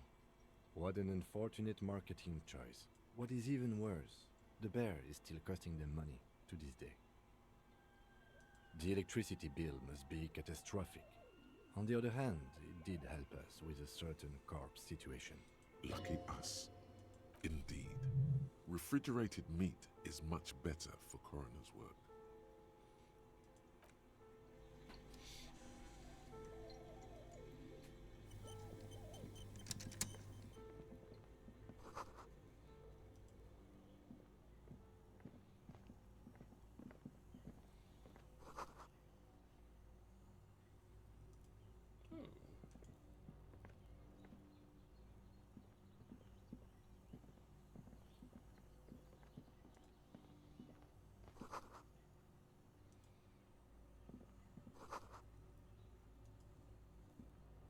A few bricks have fallen off, revealing a compartment behind the wall. It's too dark to see in. Where are we? Seems like an old bunker from the revolutionary period. Look at all those rifles. Must be an old weapons cache. Look, there's a hole in the wall. There is, yes. And there also appears to be something inside the hole. Interesting. Do you want to take a look? Okay, I do. Your hand reaches deep into darkness and spiderwebs. Rummaging around, you find rusty rifles hidden away. Most of them are rusty and inoperable, like the rest, but one catches your eye. A bolt-action model with a fine wood stock, in better cosmetic order than the others. This one looks nice. That's a rare sight. Seems to no longer be functional, but still a beautiful thing in its own way. What does this mean, a rifle here? It means there are firearms, albeit inoperable, still lying around in Martinez. It's an interesting coincidence, I would say. Might come in useful in the future. He likes this find.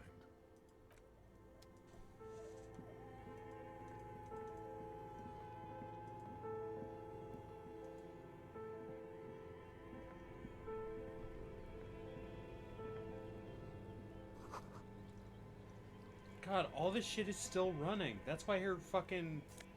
That's the curse.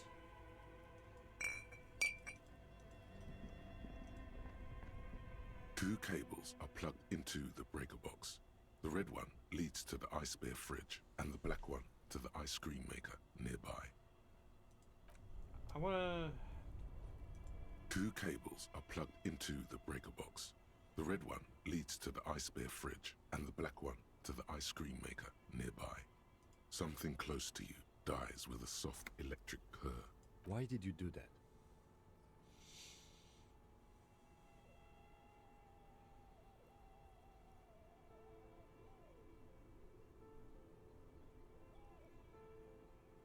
The lieutenant raises his brows, but doesn't say anything. The electric distribution board now has one cable missing.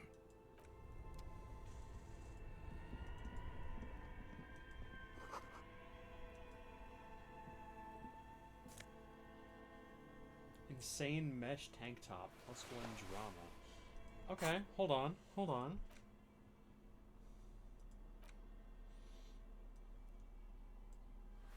Okay. Alright.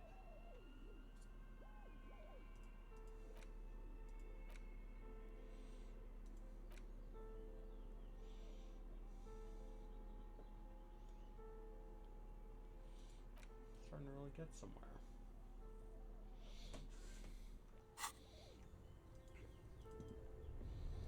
Let's get the body out of here, I think. What's this over here? A thick layer of coal dust covers the furnace, coloring it pitch black. Kim, what is this thing? Is it a furnace? Looks like it. Looks like an old central furnace used to heat the building. It's connected to the chimney. No one has used it in ages. No signs of any recent fire. Only dead rats. Look inside. It's dark and grimy here. In the darkness you can hear chatter. It's coming from above. A voice or several voices talking to each other. Near the smoke chamber, upstairs. What are you doing? Not sure, Kim, but I think I can hear someone talking upstairs. Wait, really? We should investigate. See if someone's upstairs. Those voices I heard. Maybe it's the malignant entity? Plaisance said it lives in a chimney. You're right. The rooms do look like they're connected. But malignant entities don't exist. At least not the supernatural kind. Kick it. A hollow ring echoes through the furnace. Your toe hurts.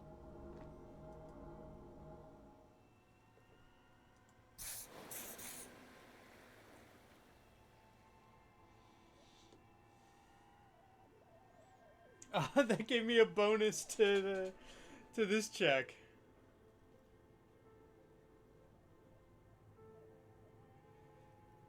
Oh, nice shot, Lexi.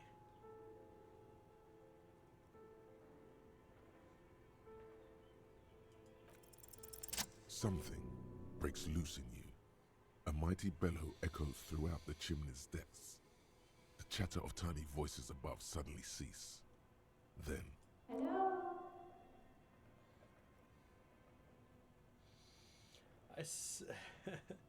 I summon the ghost of this doomed commercial area. Answer me, spirit.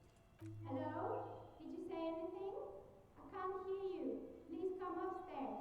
There's a safety curtain on the second floor. I'll open it. you hear a low rumble upstairs. The sound of a curtain being pulled aside. After you, officer.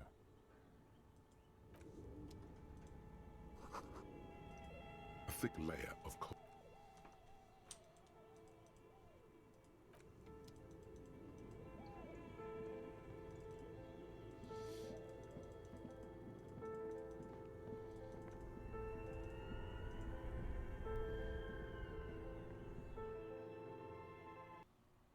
Oh. An old call box. East Delta Commerce Center. This must be the name of the doomed commercial area.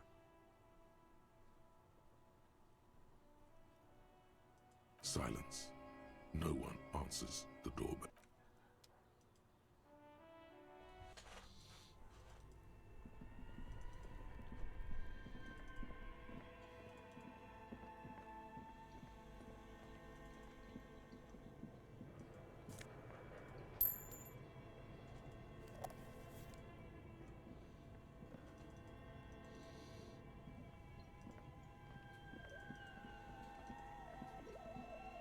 The bear's eyes are still glowing red.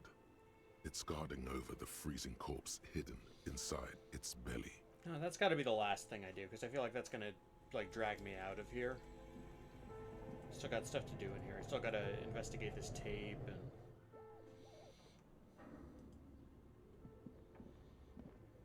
This old fireplace is covered in lines drawn in blue and red marker, the mesh spreading over the stone like blood vessels on alabaster skin. It looks ghostly and strangely ancient. What am I looking at? Radio frequencies, it seems. UKV 123.6, UKV 123.7, UKV 123.9. Some written notes, too. Sparse and cryptic. Radio frequencies for what? Unclear. It looks like a cardiovascular system split into veins and capillaries. Very advanced. Of course, the anatomy of the curse. Perhaps. The web is comprised of radio stations, all lead back to one red heart, titled the Game Master Frequency. A note says, this one can listen in on any station it wants. They must have had massive airwidth. These things don't come cheap. Who's the Game Master? Someone very important. The leader of a massive on-air game built by these people. If it's a game, then who's playing? Whoever decides to call in to a call-in station, it looks like. There's no way a little basement studio working here could pull anything like this off. My God.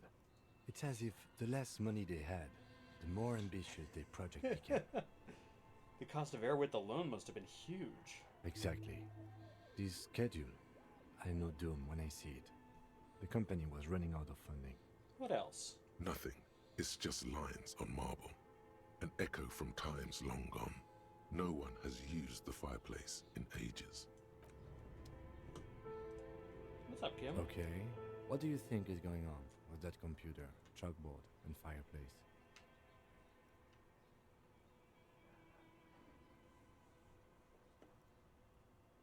It's just a failed business. The only question is, what the hell were they making? Yes, that is the question. Like he's ready to lay out a fine theory, crafted together like a puzzle box. It looks like one of those popular pen and paper role-playing games.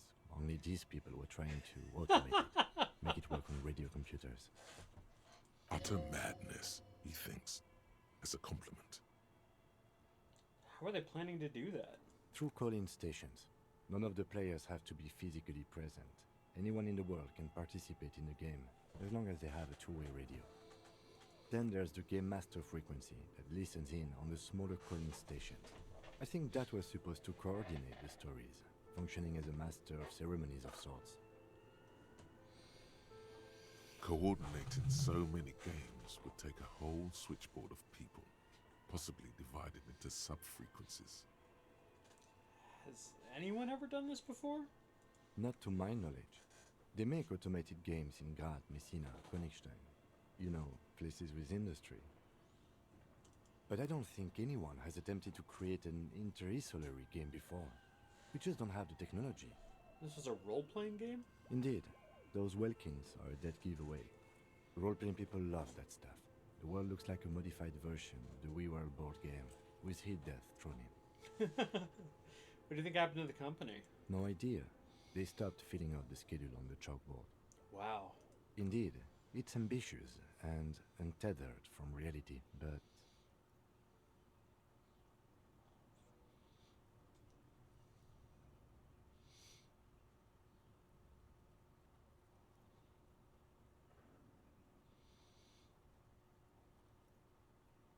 The world is cold and lonely. This would keep it company. Let's finish it. It's too late for that, I'm afraid. Okay, let's keep moving. Let me plug this in. Tiles on the cube are still smoldering, casting the framework in a soft glow. Fluorescent play and print keys shine on the keyboard. Love this Earthbound track. Like a smooth draw, the filament slides into place. On the keyboard, the play key starts blinking. A bar of fabric right above the keyboard starts producing a soft hum. The sound of static seeps through the machine's planar magnetic driver. The static gets louder, slowly filling up the abandoned hall until a voice speaks out, crackling and old, cutting into the air. Good afternoon. Fortress accident en rue de Saint-Ghislaine. This is East Insulindian Repeater Station 1. Please repeat. Is this the production schedule? What's the production schedule? The filament you have inserted into the reader. You mean that glowing thing I put inside? Yes. Is that the production schedule? I don't know. If you are unsure, could you please take a look? How do I do that? Open the hatch on the compartment. Don't touch the wires. A current is running through it, but the core is safe. There's a filament inside. I need to know what it's called. It's called the production schedule. Good. Please repeat the password. Password? Of course it would have a password. That's why there's a human administrator involved. Password? I'm really bad at passwords. Can you give me a hint? No. I don't know the password. Received. I will register this login attempt. Don't worry. Passwords have a way of turning up sooner or later. Fortress accident. Is there anything else I can do for you today? Why did you call me Fortress Accident? Fortress Accident is the company on whose name the terminal you are currently using has been registered to. Do you have any other information about this company? One moment. Fortress Accident SCA produces revolutionary interactive call-in radio games. That's what the catalog Oh says. my god, it's a CRG. What's that, this interactive call-in radio game? Any other questions? That's all for now. Thank you, and goodbye. Tiles on the cube are still smoldering, casting the framework in a soft glow. Fluorescent play and print keys shine on the keyboard.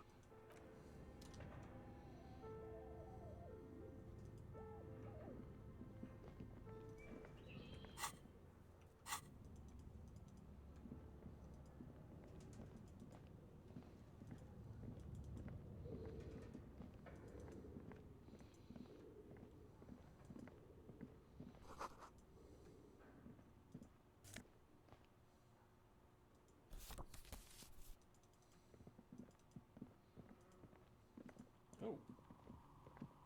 Hello. Hello, I'm Nia. A bird-like woman sits on a throne of tools with emerald light shining through her hair. Did you try knocking on my window? I must have missed you. I've been listening to my Melius. So what kind of dye are you looking for? She's got a direct view to the backyard. You should interrogate her about the lynching. What do you mean by milieu? Yes, Amelia is like a call-in station. You need a two-way radio to access one. That's why I have these. Mostly, they just teach you to swear in different languages. But some of the stations can be quite interesting. I was so absorbed, I must have missed you knocking. You must have me confused with someone else. I haven't knocked on your window. Then how did you get inside? By the south entrance? You know what? It doesn't even matter. What matters is that you're finally here. Let's talk dice.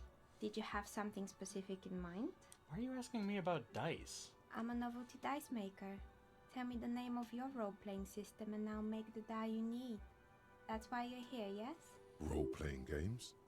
You know the one made by Fortress Accident. Does that count?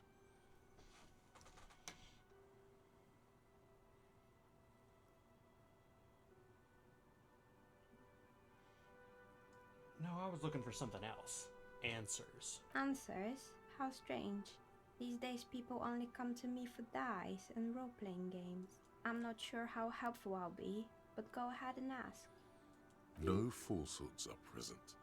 She's a novelty dice maker and doesn't have anything to hide. Ask what you need. How did you become a dice maker? How did I become one? It was a business decision. I was a regular jeweler at first, but that's an unfocused field. with too much competition. Some of my friends were role players. They asked me to make some polyhedral dice out of cobalt. That was my first order. I grew it from there. Do you like role-playing games yourself? Not especially. I like working with rare materials and a steady pay. And role players as customers? They're nice people. What do you know about the man who was lynched behind the whirling in rags? Nothing really. I didn't know him. The lieutenant looks at his notebook. Then, the woman under the large window. Your window looks directly onto the courtyard.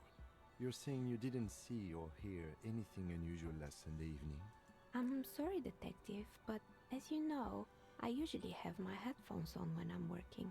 It shuts out most of the daily ruckus behind my window. What do you mean by the daily ruckus? Well, there's always something going on in the Whirling's backyard. During daytime, there are usually those kids. And lately, I've been seeing a lot of drunk workers hanging about. Must be because of the strike. She's heard of the murder, but did not see it, sire. But I never saw anyone during that fateful Sunday night, I'm afraid. And you never took your eyes off the work to look out the window? I might have, but in this case, all I would have seen is my own reflection staring back from the darkness. It's really hard to make anything out in the yard when it's dark outside. Besides, I rarely get up to look out the window when I'm in the zone. Do you often work Sunday nights? It's an odd profession, making dice for people. But I like it, and I prefer doing this to sitting at home. I see. Thank you for your answers. She nods. Anything else, officer? Where are we anyway? What is this place? We're inside the chimney of an old central furnace. It's strange, I know. But when I arrived here, all the other rooms were taken, so I had to build myself a makeshift home. Besides, I don't really have to pay any rent here, so that's a plus. Creative. I've heard this place is cursed. Did you know that people call it the doomed commercial area? I've heard the stories, but I don't think those stories are true. Plaisance is the one who sent me. She's convinced the place is swarming with malicious energies. Plaisance, the bookshop lady? I've heard that her business is doing rather well. Have the energies spared her somehow? The bookstore isn't doing that well. There are hardly any customers, and she has to exploit her own daughter to keep the company going. Oh, right. But it's not just the bookstore that's still up and running. What about the whirling in rags? Some people say it's part of the building complex. The whirling is part of the doomed commercial area? You could say so. Both houses were built at the same time and under the East of the Commerce Central project. The whirling isn't doing well either. Its waitress just took off and customers have trouble paying bills. And then there is me. I've been here for 14 years, selling novelty dice to role-playing enthusiasts. Not exactly a million-real business idea, yet somehow I've survived despite the talk of malicious energies. Strange, isn't it?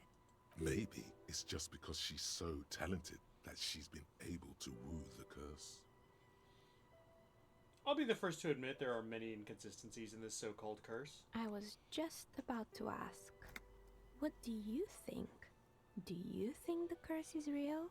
I'm starting to see that there is no curse, only business decisions and natural market fluctuations. Exactly. Truth is always so disappointingly mundane and boring. But I'm glad we got this sorted out. Anything else I can help you with today? That's all she has to say on the subject. She's been thorough and truthful, as far as we can see. Do you know what happened to the other tenants? Everyone else is gone. More or less. Are you interested in anyone specific? Oh, quite a lot of them spring to mind. There's a terrifying taxidermied bear in the cellar. Oh boy, the fabled Revachol ICT. You're in for a treat here. Wasn't Revachol Ice City is the one that I tried calling? Because it was the most interesting.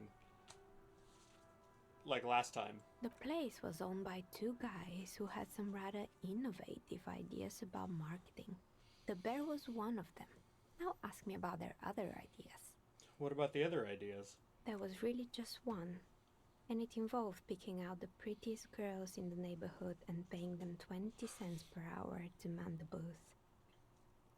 And by man the booth, I mean slump behind the counter with a face that could maim you if you ever dared to disturb their bored magazine browsing.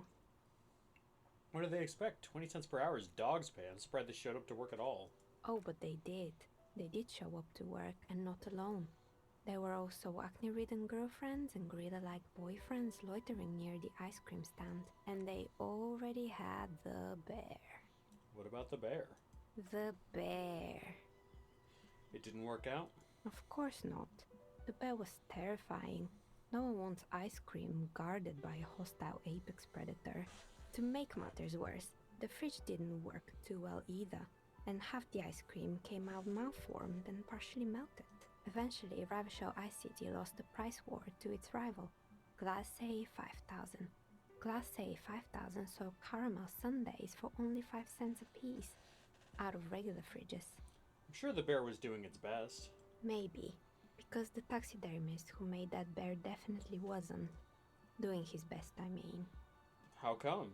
He said that the bear was his vision beast. He said he met his vision beast while high on desiccants. Called it Megatherian. Megatherian? Megatherian. A mega wild beast. What's a mega wild beast? It's an imaginary beast that guides you through life by telling you to do more drugs, mostly. I don't have a comment on drugs. Understandable. You shouldn't do them. You're a police officer after all. Anyway, now you know the story of the fallen ice cream empire. Outside it's light. Light scatters from the low-hanging cloud cover. There's always the threat of snow. Anything else? Another failed business, perhaps? I've been here for a long time. Found a strange machine. Fortress Accident, the radio game studio. They were an interesting bunch. We talked about role-playing systems every now and then.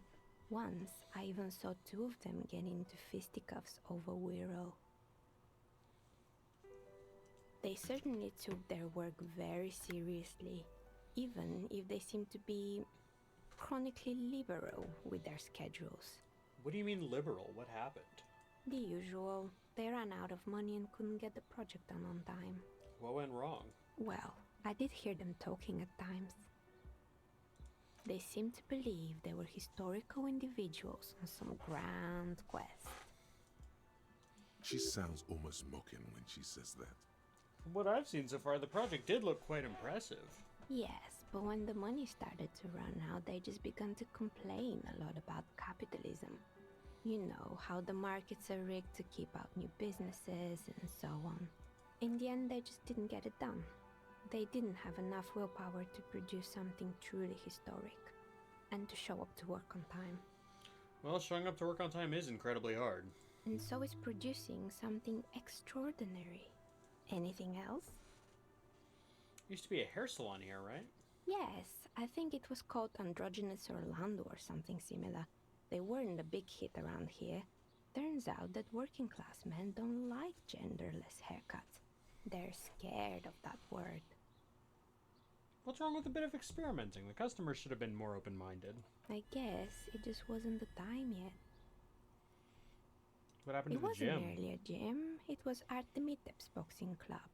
A community project created to steer at-risk youth away from drugs and crime. And who is Artemitep? A kind man from Zemsk. I heard he had some trouble with the law when he was younger, and that's why he wanted to start the gym, as his way of giving back. Maybe that's what Kuno needs, a community-centric boxing club.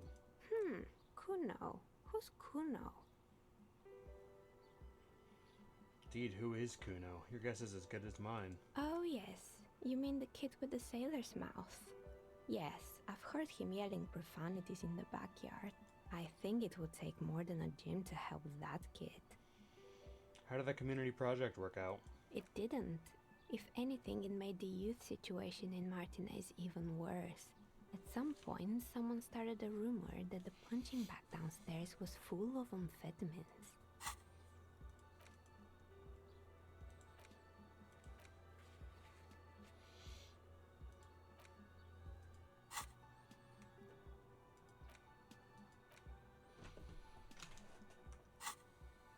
It's not No one would store their drugs like that. Eventually, the coalition took away the funding and the club went bankrupt.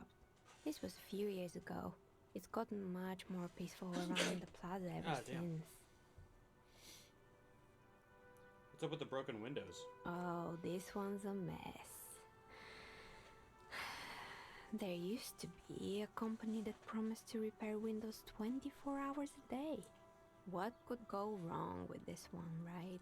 Turns out, the business was actually set up as a front for an illicit group that was producing snuff milias.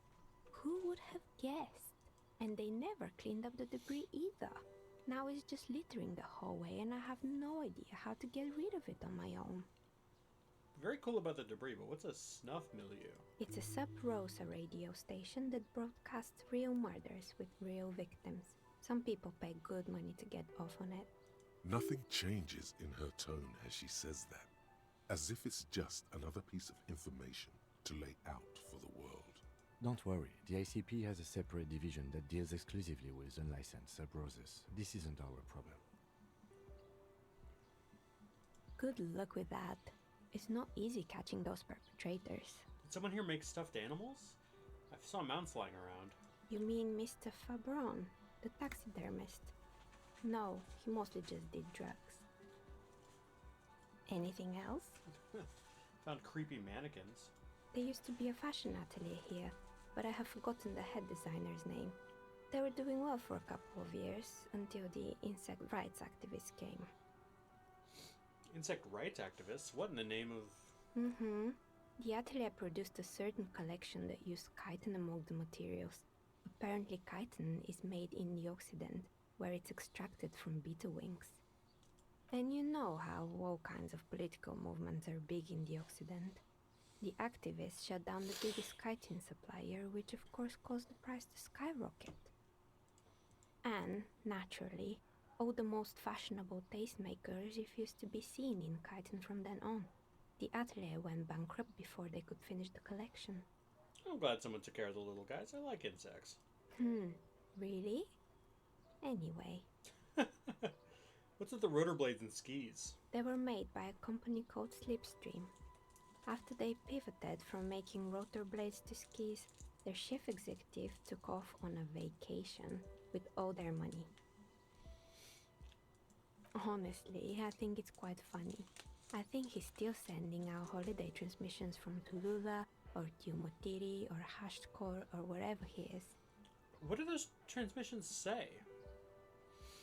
The usual, I imagine.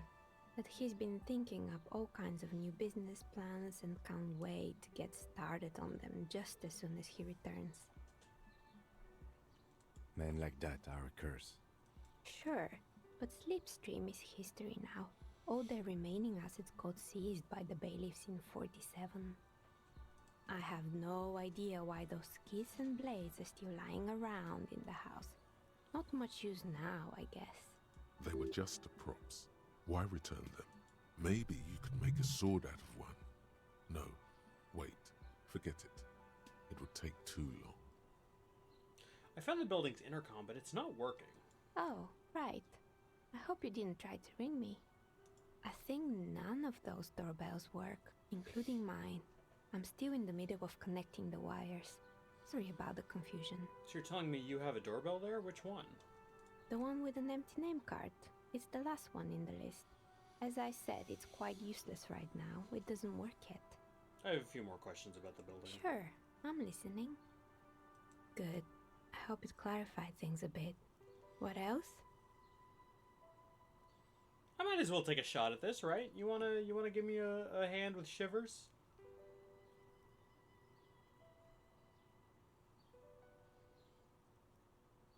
Let's do it.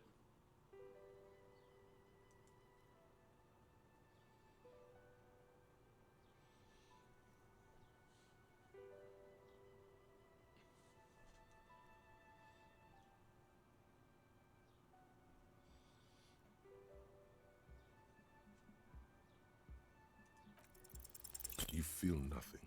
If anything, it's uncomfortably warm in here. It's okay. It was an outside chance. We'll leave it She at that. has begun to idly clean one of her carving tools with a dirty kerchief, the tool's sharp edge shining in the light of her desk lamp. I'll leave. Hey. Psst. Who, me? Yes, you. Word on the street is you're ready to start building communism again. How come there's word on the street? You keep saying things like, down with the bourgeoisie, eat the rich, sodomize the landowners, impale all people who have more than 25 real in their pocket, literally murder all human beings regardless of their political beliefs. That kind of stuff. I've said some mildly left-wing things, but none of those. No, that sounds like me. Funky style. Very funky. So tell me, do you have any questions before we fire up the big communism builder? Or do we get right down to it? What's this communism even about? Failure. It's about failure. Failure? Yes. Abject failure. Total, irreversible defeat on all fronts. Absolutely vanquished. Beaten. Curb-stomped and pissed on. Until you came along. You will reverse the fortune of the workers of the world. You alone, against every living thing, against every human alive. 800 trillion real in the hands of an impossibly well-organized ruling class. Towering city blocks of bankmen who have the ears of prime ministers. Million-headed armies of nations and the love of your own mother. You against the atom, the charm and the spin, where the whole world failed. Matter failed to bend to human will. Human will failed to get out of bed and tie its laces. You alone, single-handedly, will rebuild the dreams of the working class. You are the last communist. Now get to work, comrade. Alright, let's do it. Oh yeah. Get the firing squads and the animal wagons ready. Wait, what firing squads? You didn't say anything about those. Too late to back out now. You can't make an omelette without breaking a few million eggs. Roll up your sleeves further and breathe in the pristine air. Regular law official. You've done it, Harry. Whatever else you are, you're also boring now. It was not easy. You spent most of your life trying to funk up every nook and cranny of your personality. When someone says something political, the first three thoughts in your head are a ludicrous hodgepodge of communism, fascism, and stock tips. When they ask you why you did something, it's superstardom, apocalypse, or the mea culpas of the flagellant cop monk. It's not easy reaching for the fourth option, the normal one. But you have. And now, you're not just crazy. You're also boring.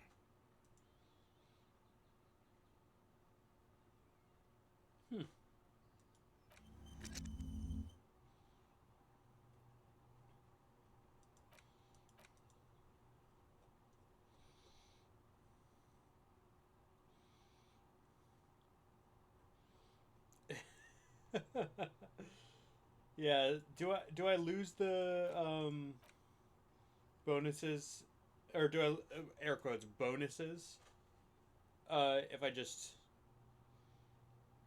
forget the thought?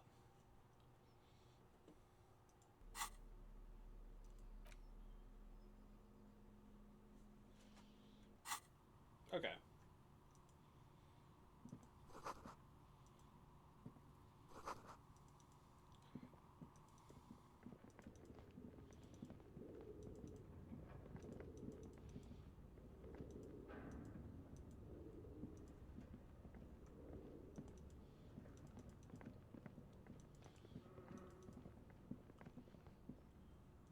Oh, you know what? I know how to get out of here. We gotta go take the body to Kim's car.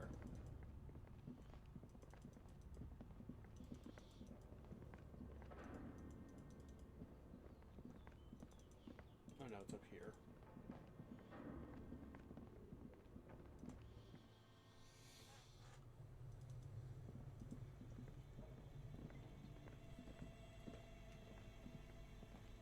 creature's eyes are still glowing red.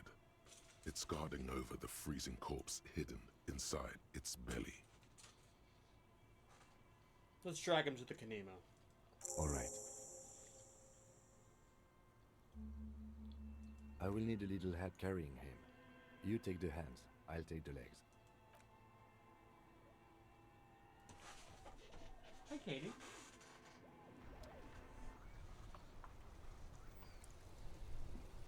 Inside, you see a set of steering levers, a radio microphone, a pull-out toolbox, and the soft glow of the fuel preheater gauge. Hey, Kim, how do I turn on the headlights? All right. Ready? I turn, you press start. It's next to the preheater. Yes, hold on.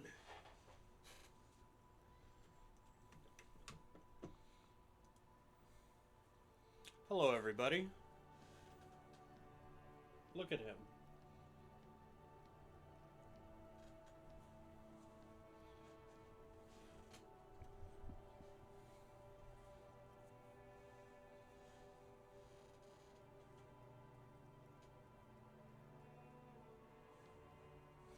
not liking that one.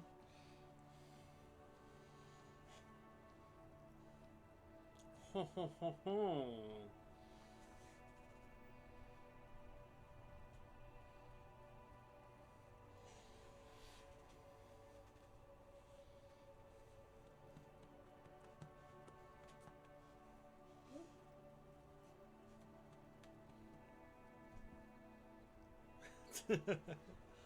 They said it could never be done. They said it could never be done. He can't hear me. He does not know what's going on. You can't hear me, can you? He can't hear me.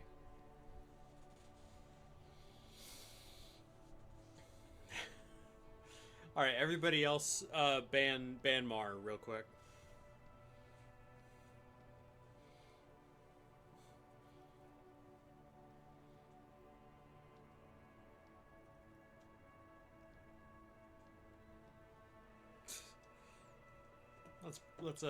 Let's get back to the gaming. The dashboard lights up with orange glow. The rounds per minute gauge jumps, and the engine of the Caprice Kinema comes to life with a whiny growl.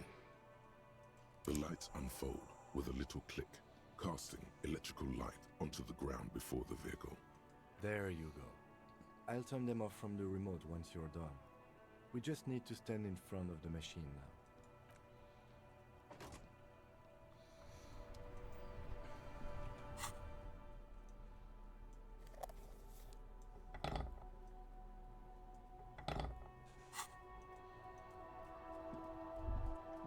As you hold your ledger's clip under the headlamp, an iridescent hologram appears. A street grid and the veins of a great river. A familiar sensation washes over you. We're shooting a album cover. There she is. Revachol West. Around the borders of the watermark are dozens, no, hundreds of micro-perforations. The rectangular watermark is overlaid with the logo of the RCM, and yet the major arteries of Revachol are all recognizable. They shimmer in the Kanema's headlights. Wait, look around you. A rat brazenly darts past you and disappears amongst the stopped lorries. In the distance, a child somewhere shrieks. A woman reprimands her in a voice no quieter than the child's cry. Ah, Martinez. Where are we on this? Let me see. Right here. I'm sure I've seen worse. Oh yes. Coal City. Le Royaume. The burnt-out quarter. There are many of them, and they are divided into 3 separate rows. Tally up the different rows. The first row has 18 dots. Not bad. Not bad for what? You don't even know what it means yet. The next is the longest. It runs all the way around the border, and then some. There are so many, it's hard to count. More than 150, at least. Maybe even 200. The last row has 3 perforations. 3, that's it. That's it. Hey Kim, what do all these holes mean? Those are perforations. They represent your record as an officer of the RCM. They are your statistics, as it were. I should have guessed you'd keep a record. Officers often do. Let's take a look. The first row represents your years of service. 18 years. Okay, not bad at all. What did you do before you volunteered? Wait, 18 years I've done this? That's what it says. I might have guessed even longer based on your age. What did you do all those blissful years of your youth? I feel like I just went around apologizing all the time. Maybe you were a diplomat, or in PR. Doesn't matter, I suppose. Let's move on, shall we?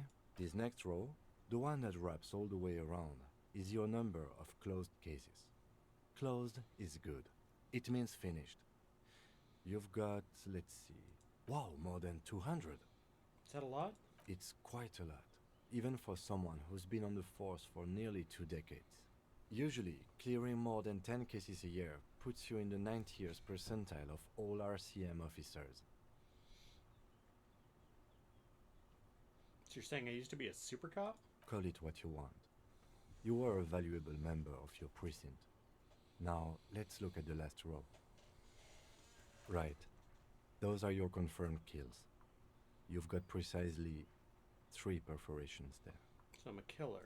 For an RCM officer, especially Precinct 41, which is in the Jamrock quarter, it's rather tame. I mean that in a good way. There are certain officers who treat their kills like some kind of ghoulish game.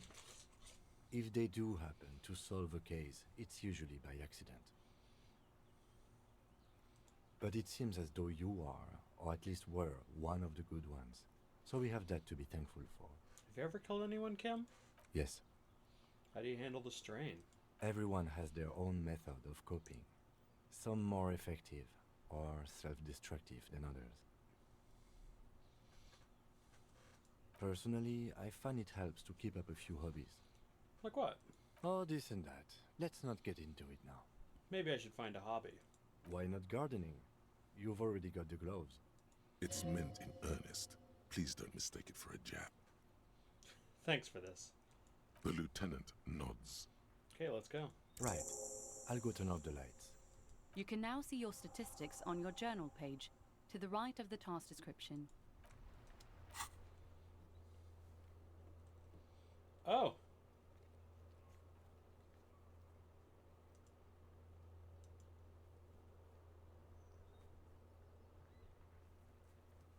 Nice.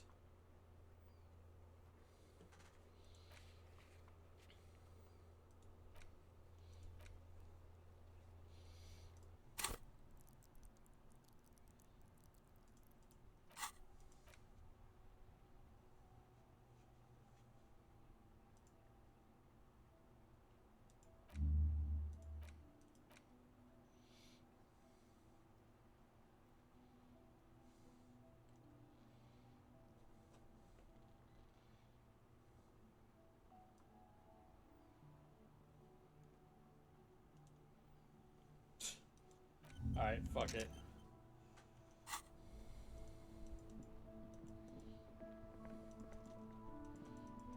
Let's go report to Plaisance. It's time to rebuild communism, yeah.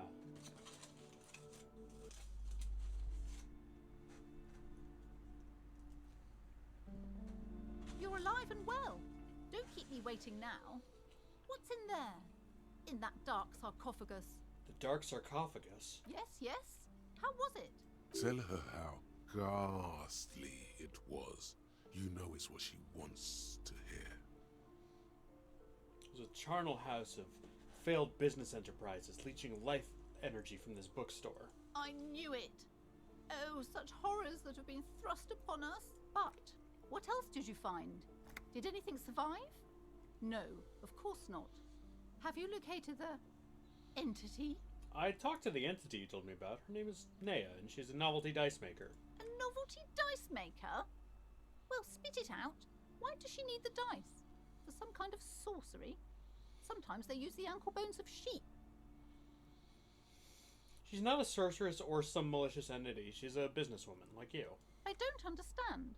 If it's not her, then where is the source of the doom? How did she explain the curse? The narrative she's built herself. It does need tearing down. Just don't say you don't have any answer yet. The uncertainty is killing her. To hell with it. Perchance you ought to just lie, sire.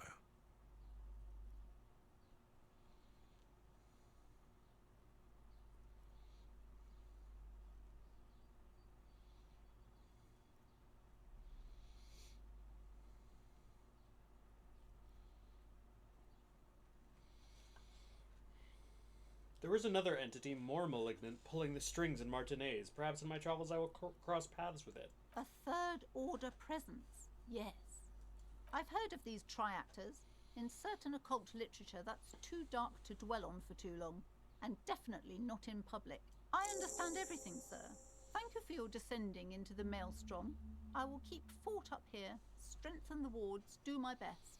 And if you happen upon the third entity in your travels, may the Lord be with you. Well, this has been absolutely educational. If we happen on the third presence in our travels, we will certainly come back to tell you. Yes, the venture continues. In other waters, darker waters. Should we get out of here before the vortex collapses?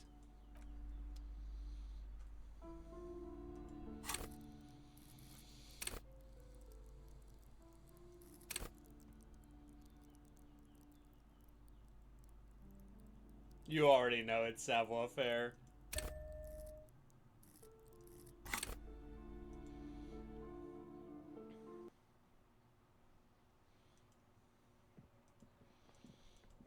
On God. Yes?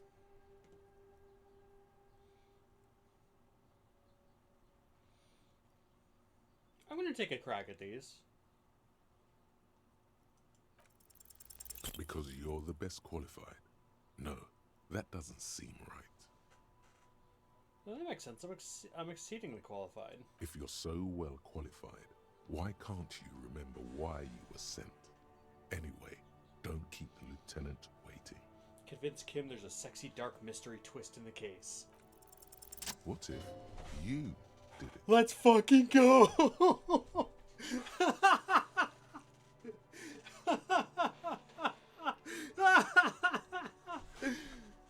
Did what? The Hanged Man? Yes, you killed him. And then, as part of the plan, you drowned out the memory. You fucking Yahtzee! Forgetting was merely a matter of convenience. Very clever. Maybe this is why your chest feels so hollow. You did an awful thing. And you can't even bring yourself to acknowledge it. Are you sure you would have the strength to take down a hardened mercenary?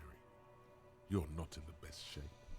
Kim, I think I may be the murderer. I killed the man and then tricked myself into forgetting about it. And what has led you to this conclusion? But it all makes so much sense. It would have been so convenient for me to forget all about the murder and everything else. Thus far, your memory loss does not seem to be convenient for you or anyone else, except insofar as you've managed to avoid doing any work. So you're saying I didn't kill him? I find that highly unlikely. It's not unusual for detectives to feel complicit in a crime until the perpetrator is apprehended, especially when the investigation is dragging. So let's get back to it, shall we? What a fucking roll. What a roll that was. Oh my god.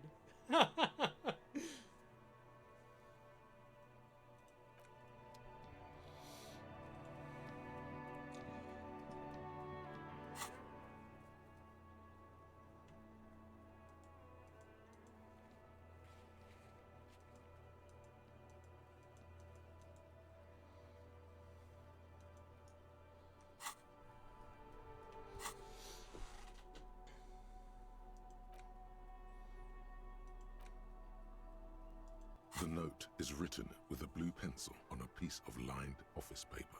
The kitchen magnets have left spots on its surface. Does it say anything interesting? This is tangential at best, but the lieutenant's detective instinct is still active. Someone has scribbled, S. I can't believe the off-site copy is still here. The illiterate ginger kid keeps stealing stuff from the studio, so I had to hide it somewhere safe. You'll find the filament memory with the off-site copy in the frozen ice cream maker. Please take it home, ASAP. It's important. I'd do it myself, if I lived in a civilized place with a freezer. Take care, Sully Soif. Looks like someone from that radio game company upstairs. I'm a little surprised they just left their property lying here. Maybe they had to leave in a hurry. That's a plausible hypothesis. What's a filament memory? It belongs inside a radio computer, storing its memory. It's like a tape. You listen to disco tapes, right? It's like one of your disco tapes, only for a computer. Do you have any idea where the frozen ice cream maker could be? I don't know. I assume it's somewhere close to the ice bear fridge. Didn't you see one right next to the breaker box? Really? You don't have a single guess? No, no idea at all. I'm placing my bets on a certain red hat miscreant we met before. He'd probably try to pawn it for speed, based on our encounter.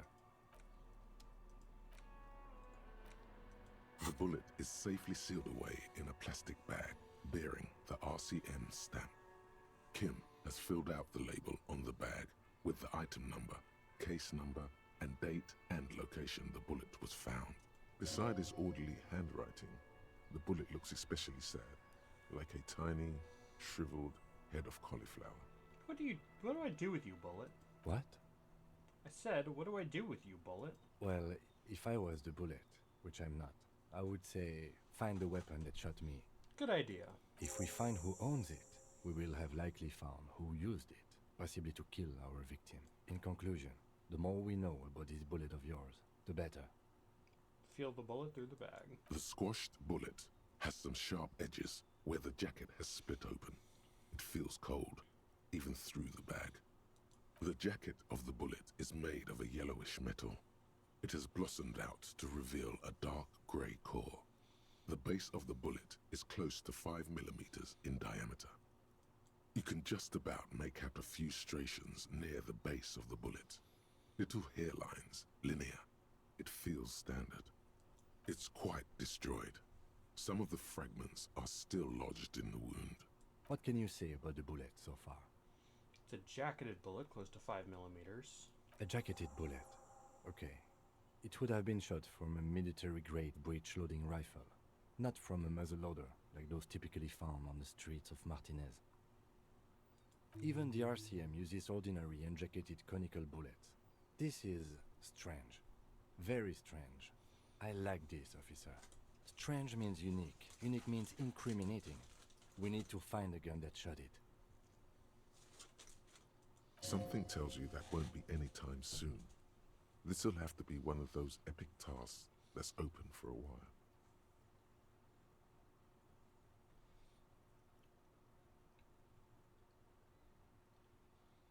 That's a pretty high check.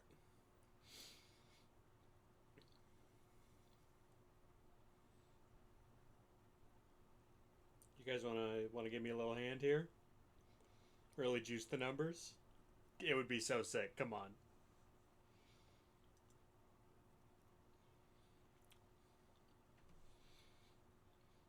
I'm fucking sitting here like Tinkerbell, like fucking Peter Pan, like let's all clap and we can it'll work.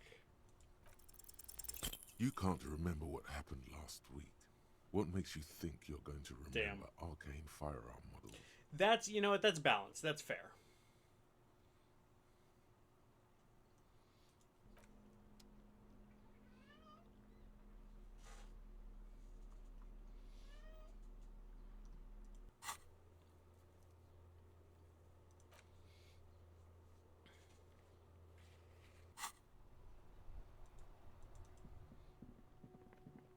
Snake with glasses. Shut up.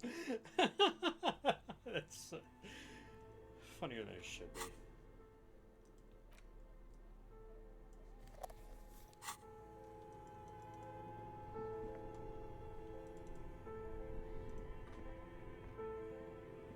This orange machine is dead still. It has a hand-cranked ice cream churner and an electric freezer. The ice around it slowly melting.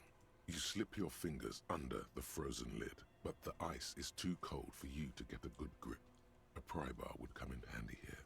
No, this is going to need something else. Some kind of super pry bar.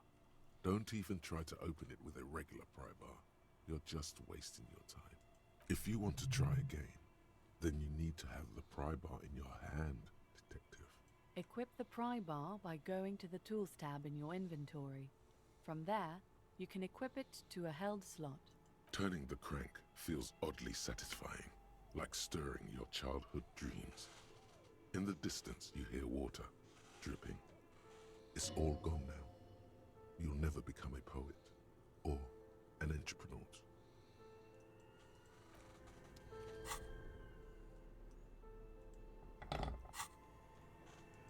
This orange machine is dead still. It has a hand-cranked ice cream churner and an electric freezer. The ice around it slowly melting. Yeah, I'm not built like that yet. I got 1 health. I'm not built like that.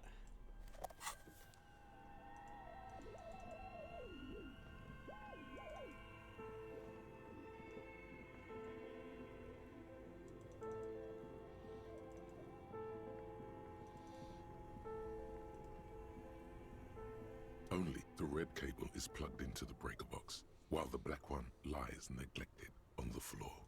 An electric sizzle. The room is slightly quieter now.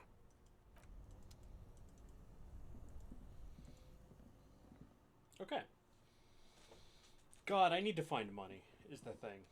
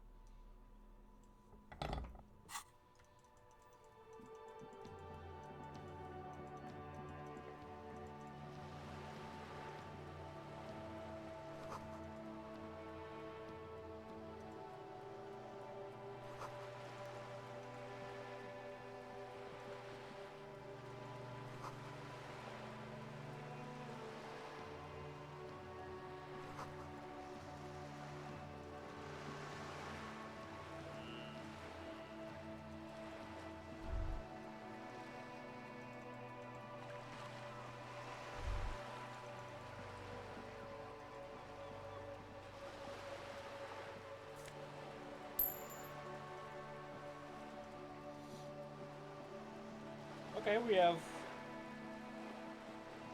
1/10 of what we The have sight guard. of bullet holes stirs something in you, making you forget the lieutenant's surname.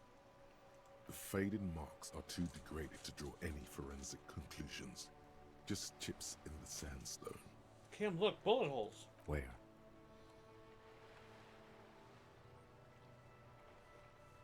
Someone has been shot. We're cops. We should solve it. There? Those are old. Oh, like from the Revolution? Yes, the one that happened half a century ago. Those bullets were fired during the Revolution and do not warrant an investigation by officers of civil law. Okay, what can you tell me about this revolution? Not much. I don't have a fresh perspective on it. Shall we go? What's this?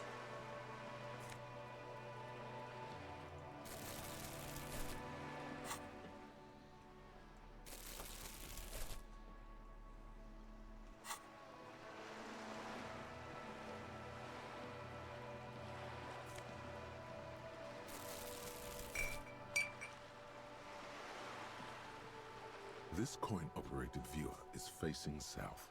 The instruction manual says to insert 25 centimes and pull the handle while looking inside. Then use the focus knob to zoom in if necessary. Why place a tourist attraction in the middle of such poverty? What's a tourist attraction doing here? There was a revitalization project in 49. A design studio tried restoring Martinez to its pre-war glory. It didn't stick. What happened? They got as far as the street lamps and the statue on that intersection. Then something went sour. I suspect that something was Everard Clare, the union leader. He muscled them out. It's how it usually goes around here. Can't we do something about it? We should have done something about the union 10 years ago. That ship has sailed, officer.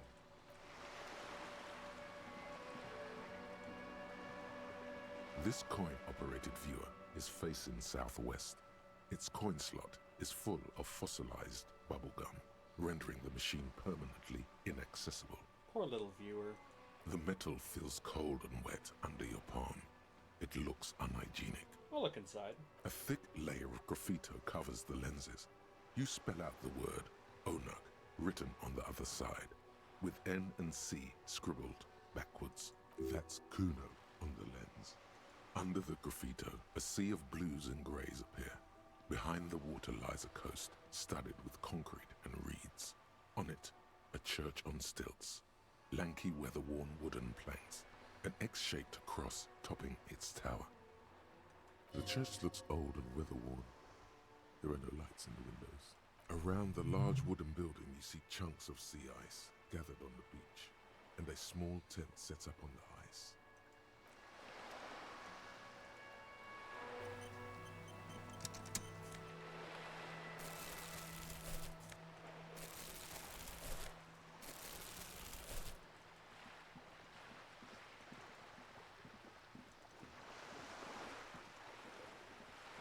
Where can I sell my shit?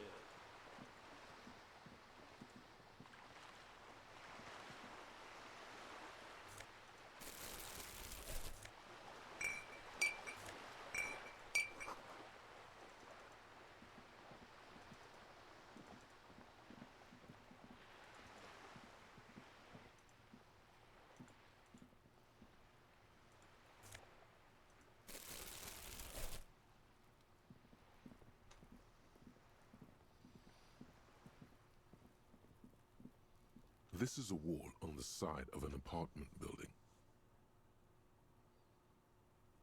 Why am I looking at this wall? You have no clue. It's just a wall. Snake eyes on that kinda hurts. So many walls all over Martinez, weather-worn, cracked, their paint peeling.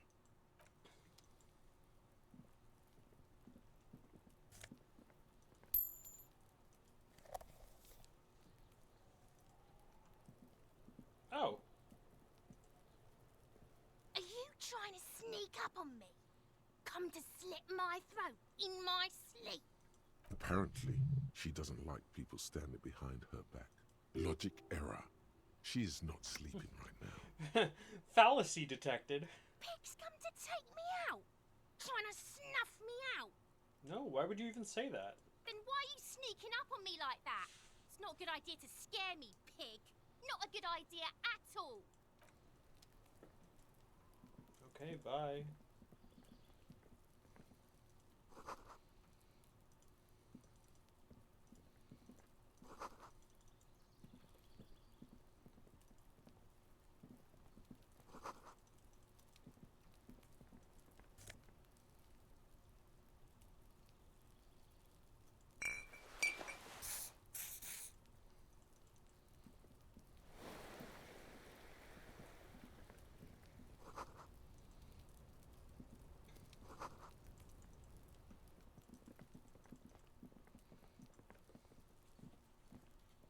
There must be another way into the building.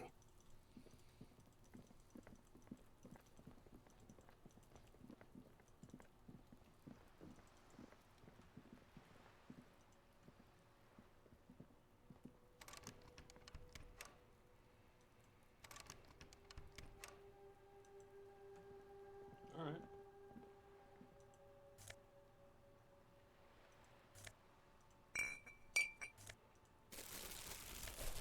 Hey, up here, Piggo. The streets will flow red once more. A great torrent rushing down Rue d'Esperance. You wait and see. The streets will not flow red with anything. Who are you? I'm Cindy the fucking Skull. What else do you want to know? Date of birth, blood type, the last time I was tested for Hep C. Let's start with your blood type and go from there. Go where? Accosting a minor? Listen to your partner, pigman. Keep your grubby hooves off little old ladies. Keep looking off to the side. What are you looking at? The lieutenant furrows his brow at another one of your eccentricisms. Huh? Hatred, disgust. It's difficult to tell which of the two is more present in her girlish features. The woman on the boat does not notice her staring. That is on her. Someone's got to keep an eye on her. Who's she? Probably the Wild Pines rep. We should talk to her. She's a professional negotiator, though. I have the feeling she will be very cooperative while telling us nothing. You should take the lead. Ask her unexpected questions, you know? Do your thing. Don't be afraid to get a bit wacky. Throwing her off is our best bet. Well, fuck, if you say so, Kim. Good idea, piggies. Run along now. Fuck her shit up good. Impound that boat while you're at it. I'd like to watch her swim back to us on. What are you doing to the wall? Can't you tell? I'm painting a beautiful mural, an aereo graffitio visible from low orbit. I haven't really started it yet. I'm waiting for the right words. So you don't know what to write? Have you ever tried your hand at graffitio? When faced with a blank wall, most people write unimaginative stuff, like pigs go home and Mono is here. We rarely see pigs round here, though. Just union cats. And my name's not Mona, so... I have an opinion on this. Want to hear it? Yeah?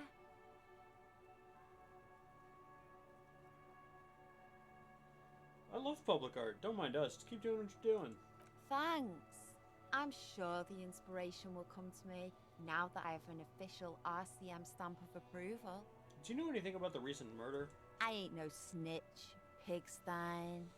Go forth and forage in someone else's shit. No shortage of squealers in these parts. Actually, there is a shortage of people who talk to us in a normal, kind, informative manner. That's true.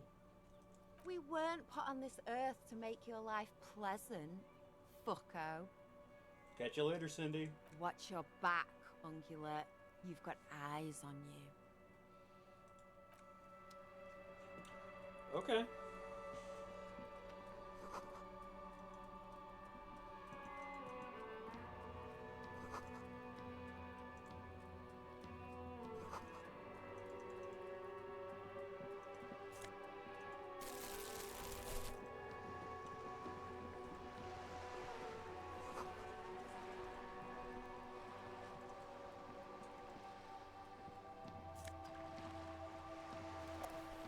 I'm so good on morale.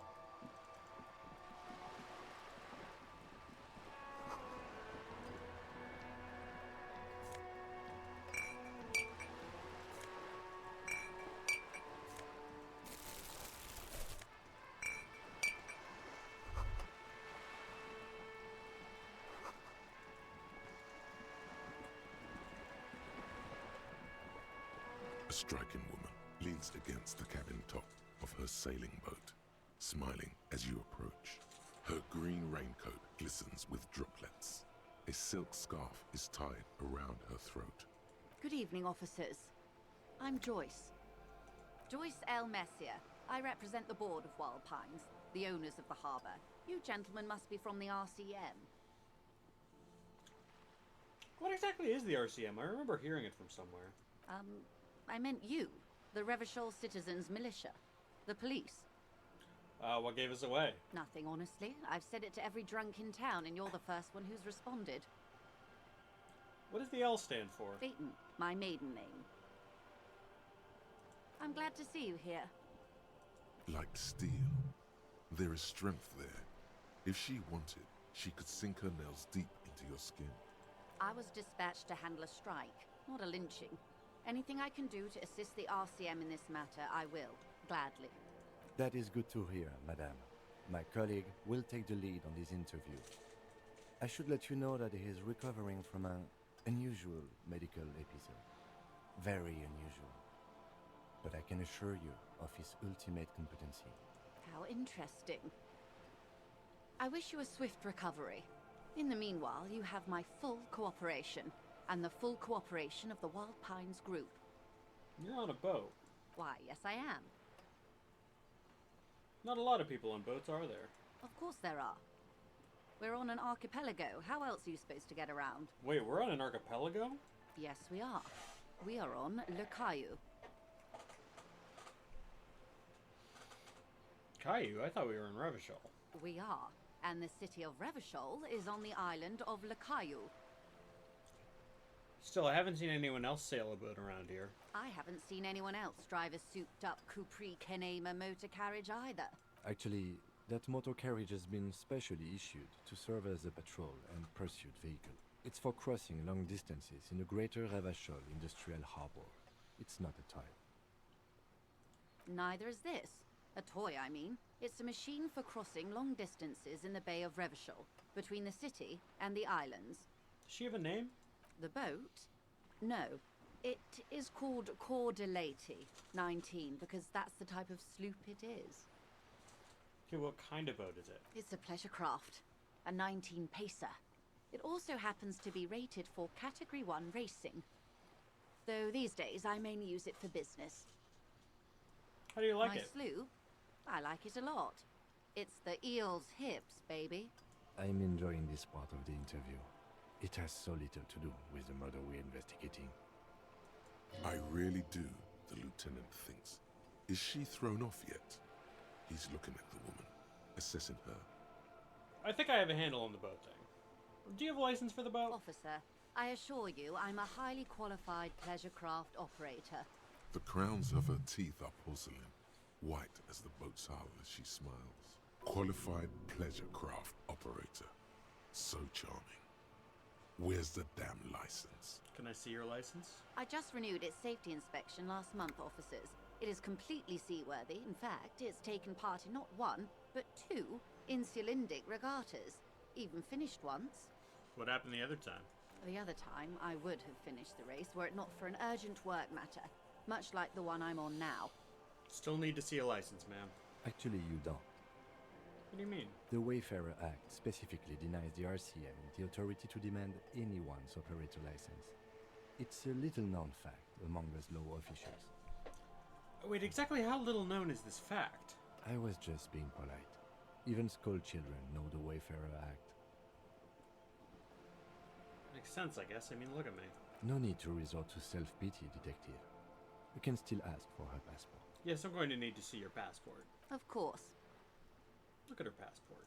The woman is silent, smiling while the waves lap against the hull. Papers, in your please. hand, under the plastic, a light blue passport saying, Republic of Vespa.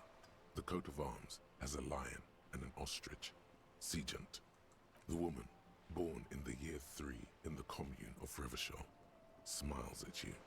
Face adorned with frown lines and crow's feet. The photo is recent. The name reads, Rejoice Leighton Messier. Her name is Rejoice? Yes. But please don't call me that. Joyce is much more efficient. You're from Vesper. My husband is. I have dual citizenship. A Vespertine is handier when traveling. Everything appears to be in order. She nods and returns the plastic bag to her coat. I think I have a handle on the boat thing. Good. Tell me about Wild Pines. What do you do? What we do? I'm afraid I don't speak for Wild Pines as a whole. It's a giant undertaking. So what do they do? The Pines' core competency is logistics. Container shipping, freight, that sort of thing. See those airships there, blinking? Those are the shipping side of things. And that is the terminal. Another subdivision deals with energy, oil and gas exploration, offshore platforms. How much money does Wild Pines have? I'm not at liberty to discuss the company balance sheet, but I can tell you that last year, the company booked more than 20 billion real in revenue. A billion?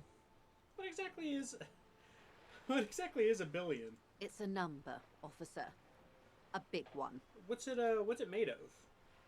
It's made of 1,000 millions. A million is made of 1,000 thousands.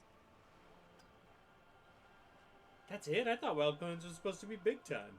And to think, there are years when the group books losses in the billions. Wild Pines employs 72,000 people, all of whom have families that depend on their salaries. It is a tremendous responsibility. Where does Wild Pines get all those billions? They started is an exploration and cargo fleet conducting trade between the Samaran and Insulindian Isolas 250 years ago, when pine ships explored the South Seminese and charted Lormentang on behalf of the suzerain. Centuries of care, deliberation, and madness have gone into this endeavor. Vessels pass through the great unrest to re-emerge with apricots in tow. The logic of the system is totalizing. It's taken everything from its employees to build it. Alright, up you go, Katie. What does such a huge system want with a place like this? You mean aside from being the terminal's legal owners, who are responsible for moving 8% of the world's cargo? 8% of all cargo in the world. That's quite the endeavor indeed. There are no minor cogs in the system. Each terminal must be accounted for, lest the entire system break. Every hiccup in such a system means thousands lose their jobs, the world over. I'm here to assure that doesn't happen.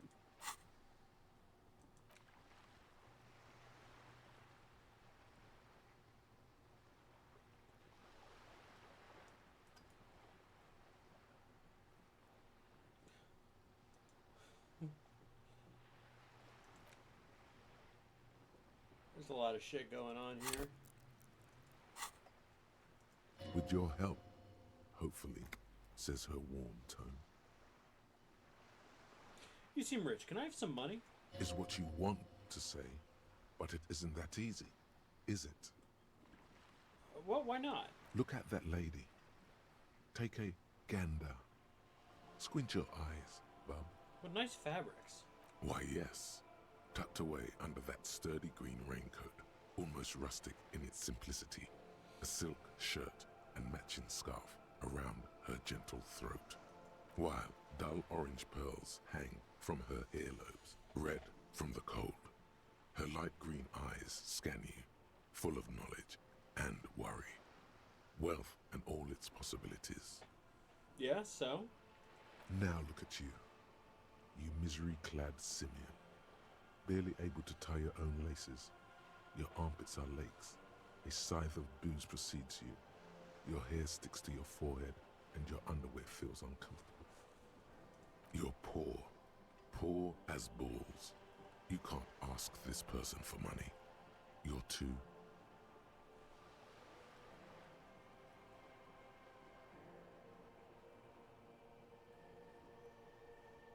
I'm not ashamed. Oh, but you are. Too ashamed to ask this person for money. Too scared to belittle yourself in her eyes. Those half-precious stones of Eau de Nil. As I was saying, if there's any way I may be of assistance, please don't hesitate to ask. I love the modifiers on this.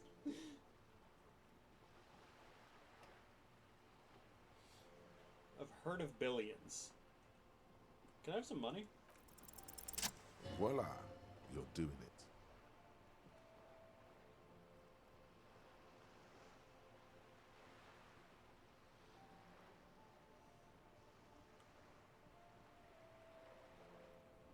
I'm gonna take a poll on this one.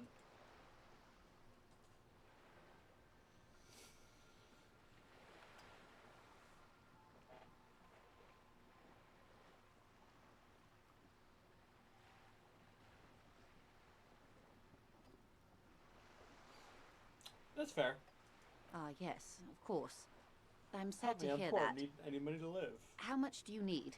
She's surprisingly nonchalant about this. Could it be that she somehow knows more about your predicament than she's letting on? I need 100 AL. That's a good sum. Not too small, not fantastically large. She removes a few Let's notes and hands fucking them to go! you. The paper is cold and oily to the touch. I'm square. Yo, Gart, I got your money.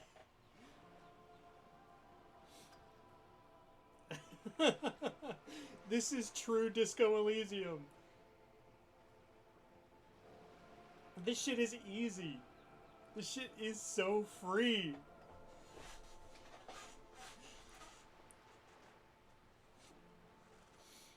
So, I hope I didn't just bribe you, officer. It may not be technically illegal under the Emergency Act, but still. I'm still getting my head around this whole money concept. You were just helping me out. You're right, man, that donations are permitted under the Emergency Act, unseemly as it may be, as long as they're properly logged to the precinct. Which he most certainly will do. Now, how else can I help the RCM today, besides supplementing its salaries? What can you tell me about this strike? Everything. Right up to, but not including, trade secrets. What if I want to hear about trade secrets? First, you'd have to repeal the Emergencies Act of Trade and Aliments. That gives me the right to silence. It's quite the octopus. An octopus? I will slay it. Good luck is only kept in place by the vested interests of half the civilized world, including your own. What the ma'am means is that the Emergencies Act and the RCM both get their authority from the coalition government. You'd be shooting yourself in the foot, in other words. But I am derailing us. You wanted to know about the strike. What is your role in this, precisely? I believe the official title is Senior Labor Negotiator. In practice, I'm a grocery clerk. I relay the union's demands to Wild Pines and return with Wild Pines' counteroffer. Alright, give me just a second, gang. I'm gonna go fill up my water real quick. I'll be right back. Is it gonna keep progressing in time? Let me... There we go. Okay. I'll be right back.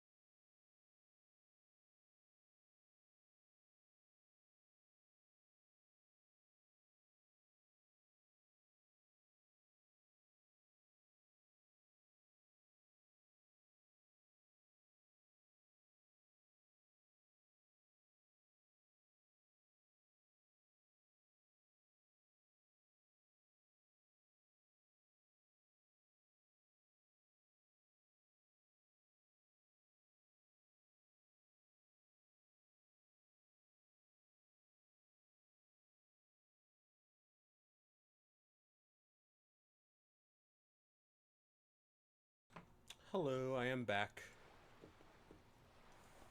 Time only progresses when you select dialogue options. Good to know. And how are the talks going? They're not. That's the problem. The Union stopped all negotiations a week ago, after that awful lynching took place. Yeah, I'm now fucking they won't even let me into watered. the harbour. There's a 2-meter 20 racist behemoth blocking the gates. Tell me more about this behemoth. What can I say? The Union employs a giant covered in tattoos. A racist giant. I guess that's part of their big tent organization now. How are the talks going before the lynching? Let's say I was not making the kind of progress I'd hoped for when I first arrived. And when did you first arrive? I arrived 3 weeks ago. Yes, in the middle of February. The bay was still partially frozen then. I prefer to do these things on site, like the RCM. But the strike began in December. I wasn't the original negotiator here. I took over after Mr. Gaumont hit a wall with Mr. Clare, the union boss. Mr. Clare refused to speak with Gaumont despite concessions he'd granted the union in prior negotiations. This isn't the first time the union has gone on strike. Heavens no. There have been 2 prior strikes. Both times the union won significant concessions, including overtime pay and a medical plan. This time their demands are more, I guess you could say, aggressive. What happened to this Gaumont? Mr. Clare told him to... how did he put it? Fuck off, midget. Gaumont is short of stature, you see. Not cool. Keep in mind, this is a negotiator Mr. Clare has worked with before, and who was more than fair with him and the union.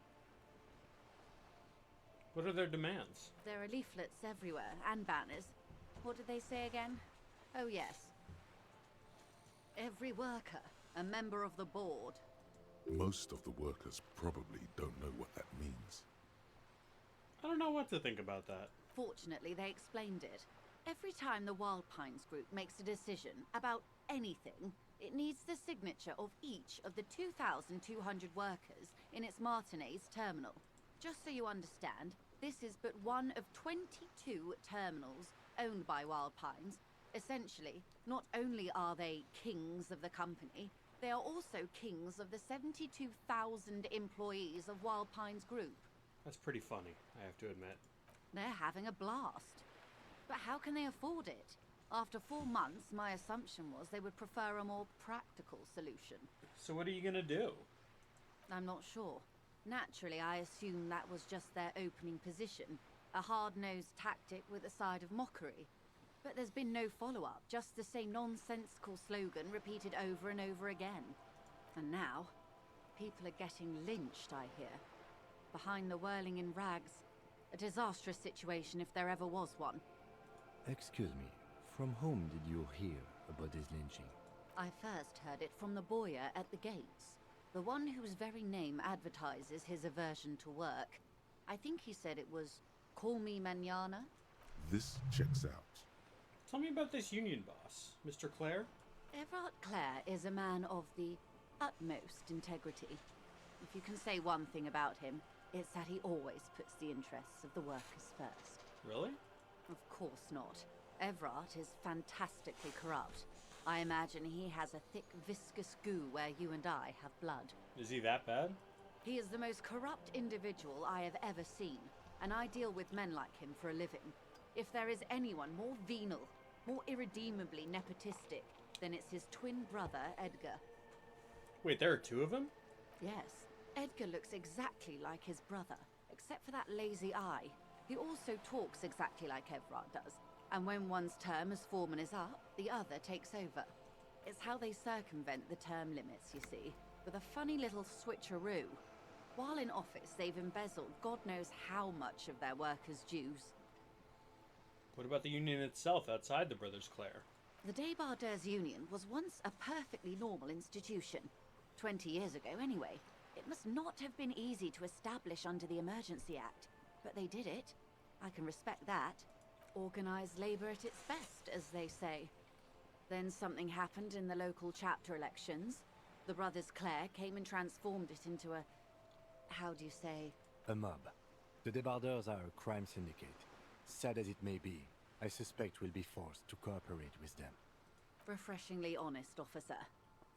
The company has tried appeasing in the past, but I'm afraid our concessions have only emboldened Everard and his brother. And your opinion, detective, if I may ask?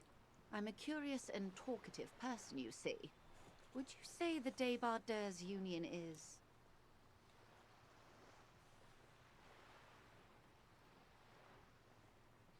Basically a socialist mob. Thank you for being candid. Sadly, Wild Pines have cooperated with what amounts to a crime syndicate for 2 decades. However much you feed the wolf always hungers. One more thing, you said something happened in the elections? I'm glad you asked. There was a woman, the previous forewoman of the Union. She disappeared. Disappeared? Yes. On the last day of the local chapter elections, her daughter phoned in and said she wasn't running anymore, or coming to work. Ever. End of story. Eerie. Downright haunting, if you ask me. The Wild Pines suspected foul play, but what could they do? It was a union matter. The point of the presentation is, these kinds of things happen around the Clares. Watch out when you're dealing with him. Thank you for your concern, ma'am. We'll be just fine. That's all I need here. Let's change the topic. Of course. How else can I help? Can you tell me about this lynching? Quite a few things, I'm afraid. The information I'm to share with you includes sensitive trade secrets. For the sake of my employer, I have to ask for your names and badge numbers. Of course, ma'am. We should have introduced ourselves. I am Lieutenant Kitsuragi from Precinct 57. And this is my colleague from Precinct 41. I'm afraid he doesn't have his badge at the moment. I hope mine will suffice. How curious. Why is that, detective? Remember when my partner told you I'd recently suffered from an unusual medical episode? My lost badge is related to it. I see. So, are you saying you lost your badge during the course of this episode? Yes. I can't hear you, darling. Speak up, please. I could have eaten it for all I know. I don't remember anything. This world, this city, nothing. Oh dear. I suppose this does explain some of the more curious turns in our conversation. She must have been suspecting something for a while now. As I said, ma'am, his technique may be very unconventional, but he is an officer of the RCM. Of course, I sympathize, but I'm afraid I simply can't share anything more until I've seen that badge. Hang on.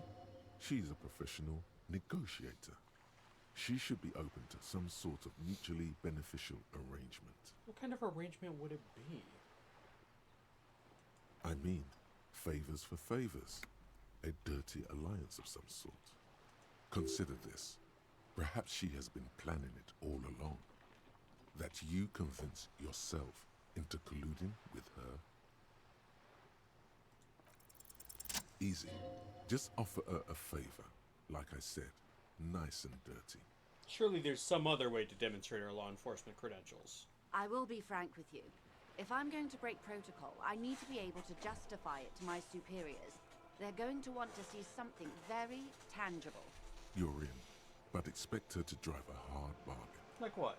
Reports from inside Terminal B suggest it's a hub for the local drug trade.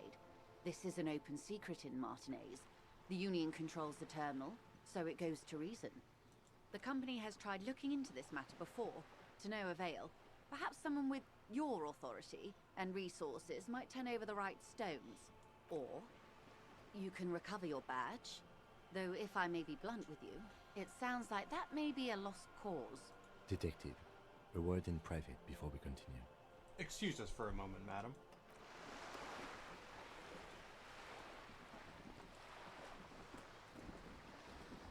This is not going quite as I hoped it would, Detective. How did you hope it would go? Honestly, I was expecting you to use your unorthodox technique to keep her off balance, and not volunteer us to be her henchmen. Oh, so we're henchmen now. This woman is running circles around us. She might have known about your misplaced badge all along, or she's simply an adept improviser. Either way, we've played straight into her hands. Her proposal was likely part of her design, this all is. Yes. Knowing this does not really change our position, however. What do you propose? That we don't investigate the drug trafficking? No. If there is reasonable suspicion, we must investigate. Otherwise, she could claim we are siding with the Union, or that we are on their take. We'd never hear the end of it. What I propose is, we ask her, then we investigate, briefly. But do not share the outcome of this investigation with her. We tell her it's done, and demand for her information on the lynching. Could just, find my badge. Oh, that would be fantastic, but do we have the time? The world is large, and your badge is 8 by 6 centimeters. The situation might have changed drastically by the time you locate it. Time is of the essence. You could request a new one from your station, but that would literally take months. Let's get back to her then.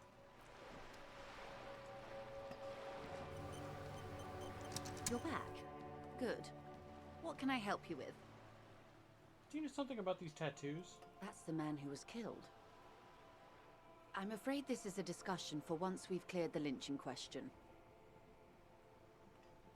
She knows something about the tattoos. Better not tie the fourth day to the bat's day on this. I hope there is something else I can help you with. Tell me about this alleged drug trafficking. It's quite straightforward. Someone is using Terminal B to smuggle raw ingredients from the Samar and Isola into Revachol with the Union's blessing. Wild Pines has suspected it for years. Ingredients for what, ma'am? Meth and dextroamphetamine, GBL and various synthetic psychedelics. Honestly, it might be quicker to say what you can't make from the stuff. So let me get this straight. The materials come from Samara to Revachol through the terminal? Yes. After they clear the terminal, we lose track. The actual production is taking place at various sites in and around Jamrock Quarter, north of here. Wild Pine seems to be well apprised of the local drug trade, ma'am. Do you mean to say the Union also produces the product? Sells drugs, I mean? We're in logistics. It's our business to know. And no. As far as the company knows, the Union does not produce it. They transport the ingredients for a cut. And you want us to investigate? Yes, but you won't get anything out of Evrat and the Dock Workers Union. Still, every chain has its weak link. The handoff. The motor lorries at the roundabout. Am I gonna need bolt cutters for this? Unlikely, officer. I'm talking about the lorries. Once the ingredients reach Jamrock, they're distributed to a network of local manufacturers, well beyond our grasp. But in transit, they may be vulnerable. Perhaps you've noticed that a number of lorries are tangled in a traffic jam at the roundabout just now. Interview the drivers who are still hanging about. One of them might be waiting for a crucial shipment. I'll be explicit. If you find this driver, I will share company secrets with you. Why didn't you come to the RCM earlier? We did. On more than one occasion. Apparently, there's some sort of inter-precinct disagreement about whose jurisdiction this area falls under. We know the company has launched its own probe into the Union's alleged involvement. We also know it's come up empty. It's not just the RCM. No one's been able to find any hard evidence. Well, here's your chance, officers. It's no coincidence the lorries are stranded there like that, is it? No.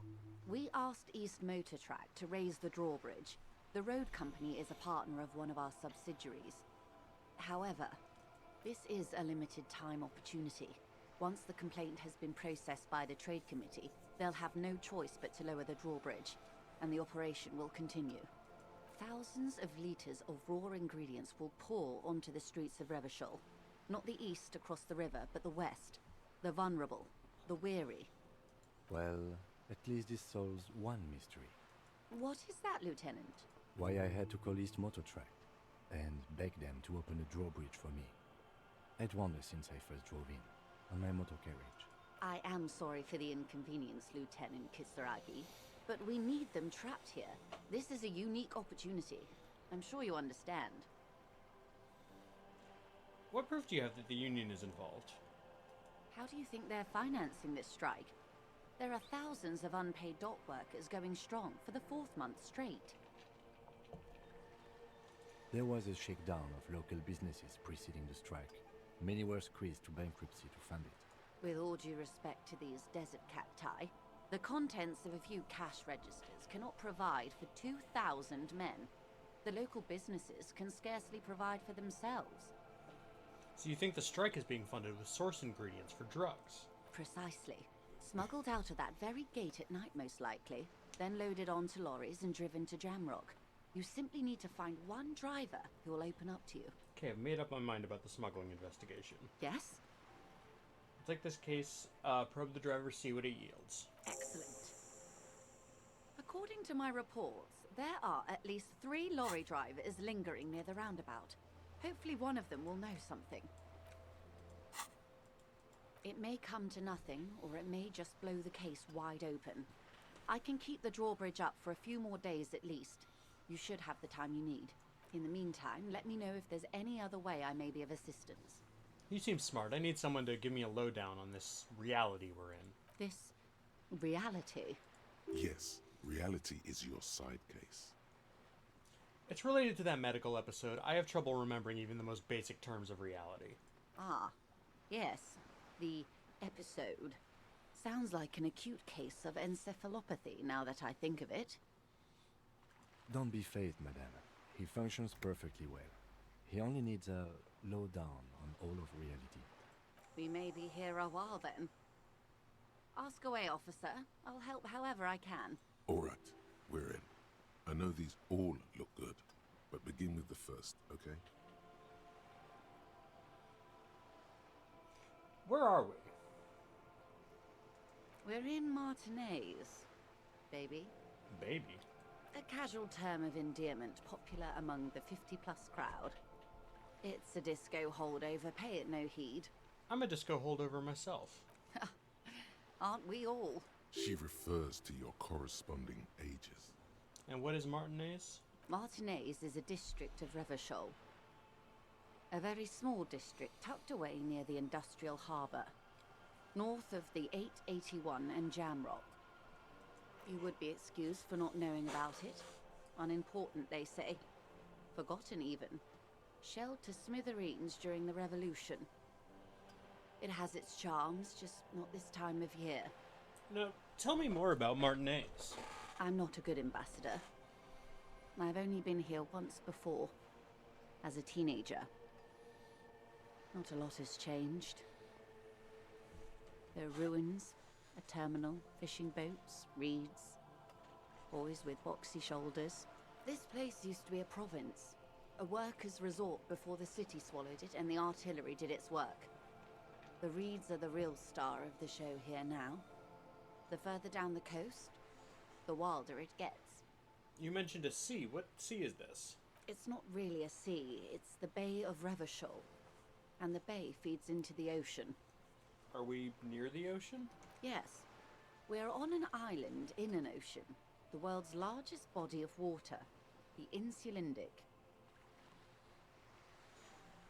Vast, lukewarm and unknowable, flowing in and out of sight. What's the name of this island? Caillou, as you already know. Imagine a pebble. A smoothed-over pebble amidst a great blue sea, misshapen, cracked. The cracks are the River Esperance. We're in the delta of this river, on the 6th branch, the Martinez distributary. It is clear this pebble is of enormous value to her. Okay, that's Martinez. What's Revachol? Revachol? Revachol is what you call a city. What kind of city is Revachol? The great kind. As if it's self-explanatory, beyond patriotism, a fact. What makes Revachol great? History, detective. They built this city to resolve history. Our part in it, at least. Our centuries. Okay, who built this city? The nations of the Occident, or migrant workers from Seminine and Ile Marat, depending on your creed. When was Revachol built? In the DeLorean century. 380 years ago. And why will it resolve history? They say it's where the terrible questions of our time will be answered. The tensions are highest, the fault lines deepest. By that I mean conflicts. ideological conflicts. The stuff of men. Why here? We are standing on a fertile, self-sufficient island able to sustain up to 200 million people in the middle of the Insulindic Ocean, the world's connective tissue. It's where the money is. So we're in an unimportant part of an important place. I think it's fair to say so. Martinez is about 22 kilometers from the center of the world. That soldering iron is the bank of the world building. The bottom floors are Insiacom. Coalition government, Insulindian Mission Command. Silence. She lowers her hand. The water, the light. It's as though you're seeing it for the first time. There is no recognition, only the immensity of the sea and the cold radiating from it. Say nothing. Observe the large body of water swelling, cold. She observes your eyes scanning the horizon, then breaks the silence, slowly.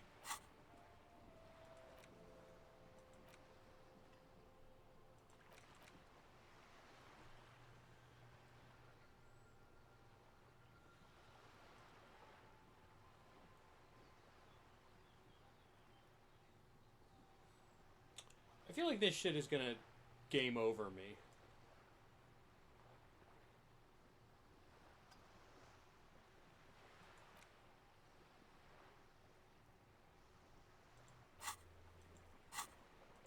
This is one thought you need to complete. Where are you? Was there something else you wanted to know? I remember something about a lowdown. This has been informative. Thank you, man. I'm sure my memory-impaired partner has many more questions to ask, about even more fundamental aspects of reality. Oh, Katie, what are you gonna do? Oh, he's up there.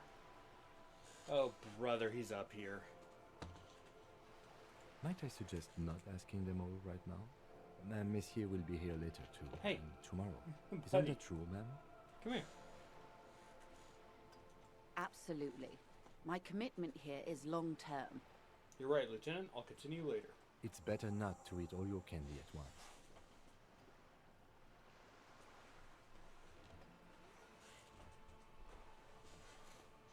Indeed. I'm always at your service. That's all for now. Glad to have been of assistance. Of course, Detective. Take care.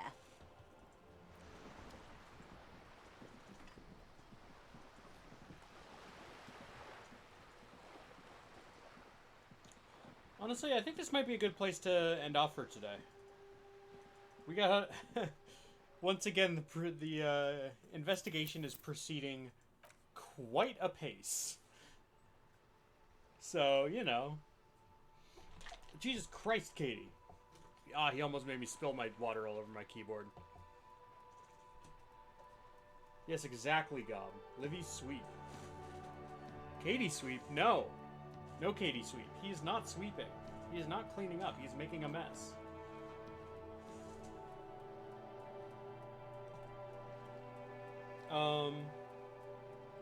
Yeah, holy shit. We are continuing to have some ridiculous rolls.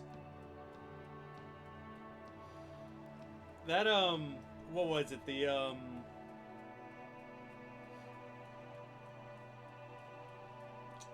was it an Inland Empire check to convince Kim that there was a sexy twist in the case?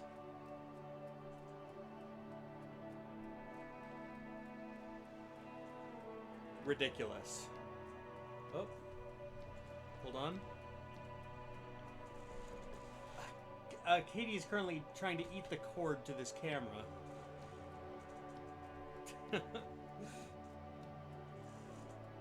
He's back there. I guess I should go feed him. Anyway, I mentioned earlier. Thank you. Thank you for bringing it up, Lexi, because I did mention earlier that I am wearing a shirt of my favorite communist figure. Not one of you asked, which I feel a little insulted by, because we are friends, and I thought you might want to know my opinions on the matter.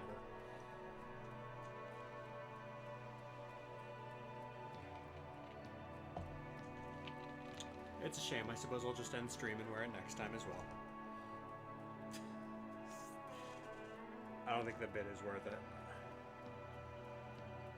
Oh, hey, thank you for the follow.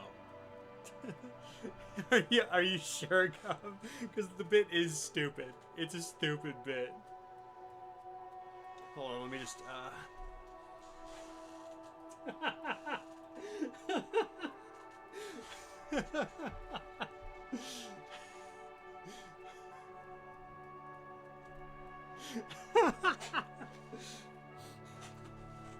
My dad got me this during, he went to some rally or whatever.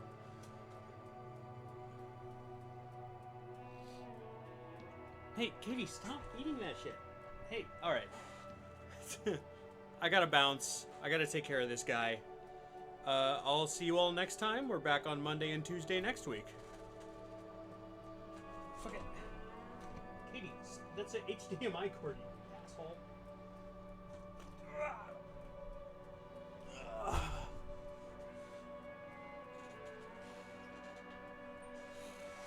Alright, see y'all next time.